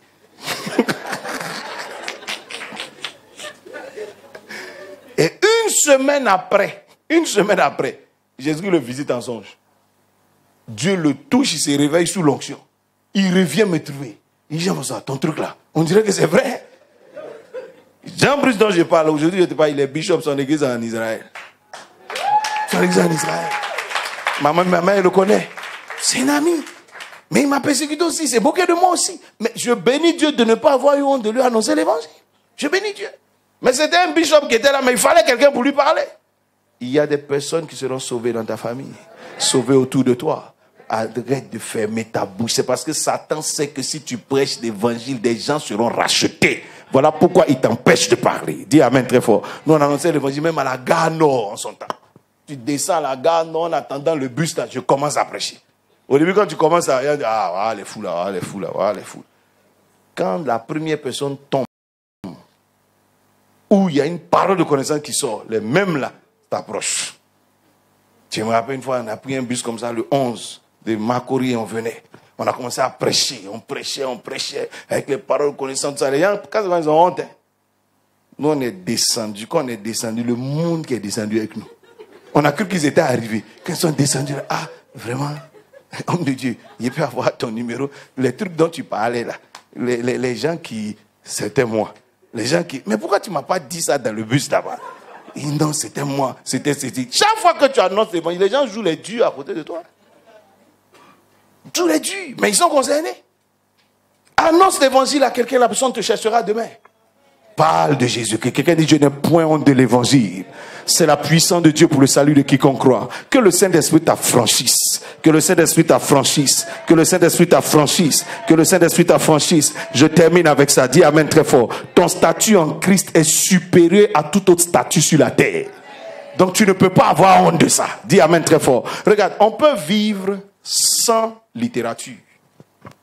On peut vivre sans connaître les mathématiques. On peut vivre sans avoir une seule notion de philosophie. On peut vivre sans savoir ce que c'est que, je sais pas moi, la médecine. On peut vivre sans quoi encore? Savoir tout ce qu'on a comme connaissance, on peut vivre.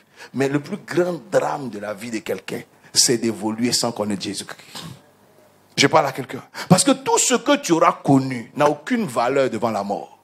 Mais si tu as l'évangile, tu as garanti le salut de ton âme. La philosophie ne peut pas garantir le salut de ton âme. Je connais trop de philosophes et trop d'écrivains qui sont couchés, pour lesquels on va prier à l'hôpital, parce qu'ils cherchent Jésus-Christ à la fin. Mais pourquoi leur philosophie qui leur a dit mais que Dieu est mort, pourquoi cette philosophie ne les a pas sauvés? Dis amen. Pourquoi la science ne les a pas sauvés? Il y a un seul nom qui a été mentionné dans l'humanité, qui est le seul devant lequel tout genou fléchit, le seul devant lequel la tombe peut s'ouvrir, le seul devant lequel la mort n'a pas de pouvoir, le seul qui pose la question à la mort, où est ton aiguillon, le seul qui est rentré dans la tombe lui-même et qui est ressorti 3 jours avant. Il y a un seul nom qui a été donné, au nom dans lequel tu vois que les malades peuvent être guéris, on peut rattraper quelqu'un qui est au bord de la mort. Un seul nom par lequel nous puissions être sauvés, le nom de Jésus de Nazareth. C'est le seul nom, c'est la seule science que Dieu nous a donnée. L'évangile est la seule doctrine, la seule parole que Dieu a donnée sur la terre, capable de racheter les hommes, capable de racheter l'âme, capable de garantir le salut. Un seul nom par lequel nous sommes sauvés, c'est le nom de Jésus. C'est le nom de Jésus. C'est le nom de Jésus. C'est le nom de Jésus. Et dès que tu l'as, il change ton statut. Tu deviens une pierre angulaire. Tu deviens une personne incontournable dans ta famille. Les gens peuvent se priver de la science, même de l'argent, mais ils ne peuvent pas se priver de Jésus que tu as dans ta bouche. Ils ne peuvent pas se priver de l'évangile que tu as dans ta bouche. Ton statut en Christ est supérieur à tout autre statut que tu as. Si quelqu'un est béni, si quelqu'un est heureux d'être en Jésus-Christ, si quelqu'un est heureux de l'œuvre que le Saint-Esprit accomplit dans sa vie, dis amen très fort. Dis amen très fort. Et acclame le roi des rois, le Seigneur des seigneurs. Acclame l'alpha et l'oméga. Acclame Jésus. Acclame Jésus. Acclame Jésus. Célèbre Jésus. Honore Jésus. Loue Jésus. Proclame son nom. Proclame son nom. Parle de lui. Annonce sa voix. Dis alléluia. Dis il est le roi des rois. Dis tu es le Seigneur des seigneurs. Dis tu es ma gloire. Tu es ma rédemption. Tu es élevé. À toi soit la louange. À toi soit l'honneur. Est-ce que quelqu'un peut l'élever dans cette acclamation? Est-ce que ta voix peut monter dans cette acclamation et simplement l'honorer, et simplement le confesser, et simplement publier son nom, simplement publier ses louanges? Élevons Jésus-Christ, élevons Jésus-Christ, saluons le roi des rois, proclamons son nom par l'Esprit de Dieu, et quiconque a l'Esprit de Dieu confessera que Jésus est Seigneur, que Jésus est Seigneur, que Jésus est Seigneur, que Jésus est Seigneur.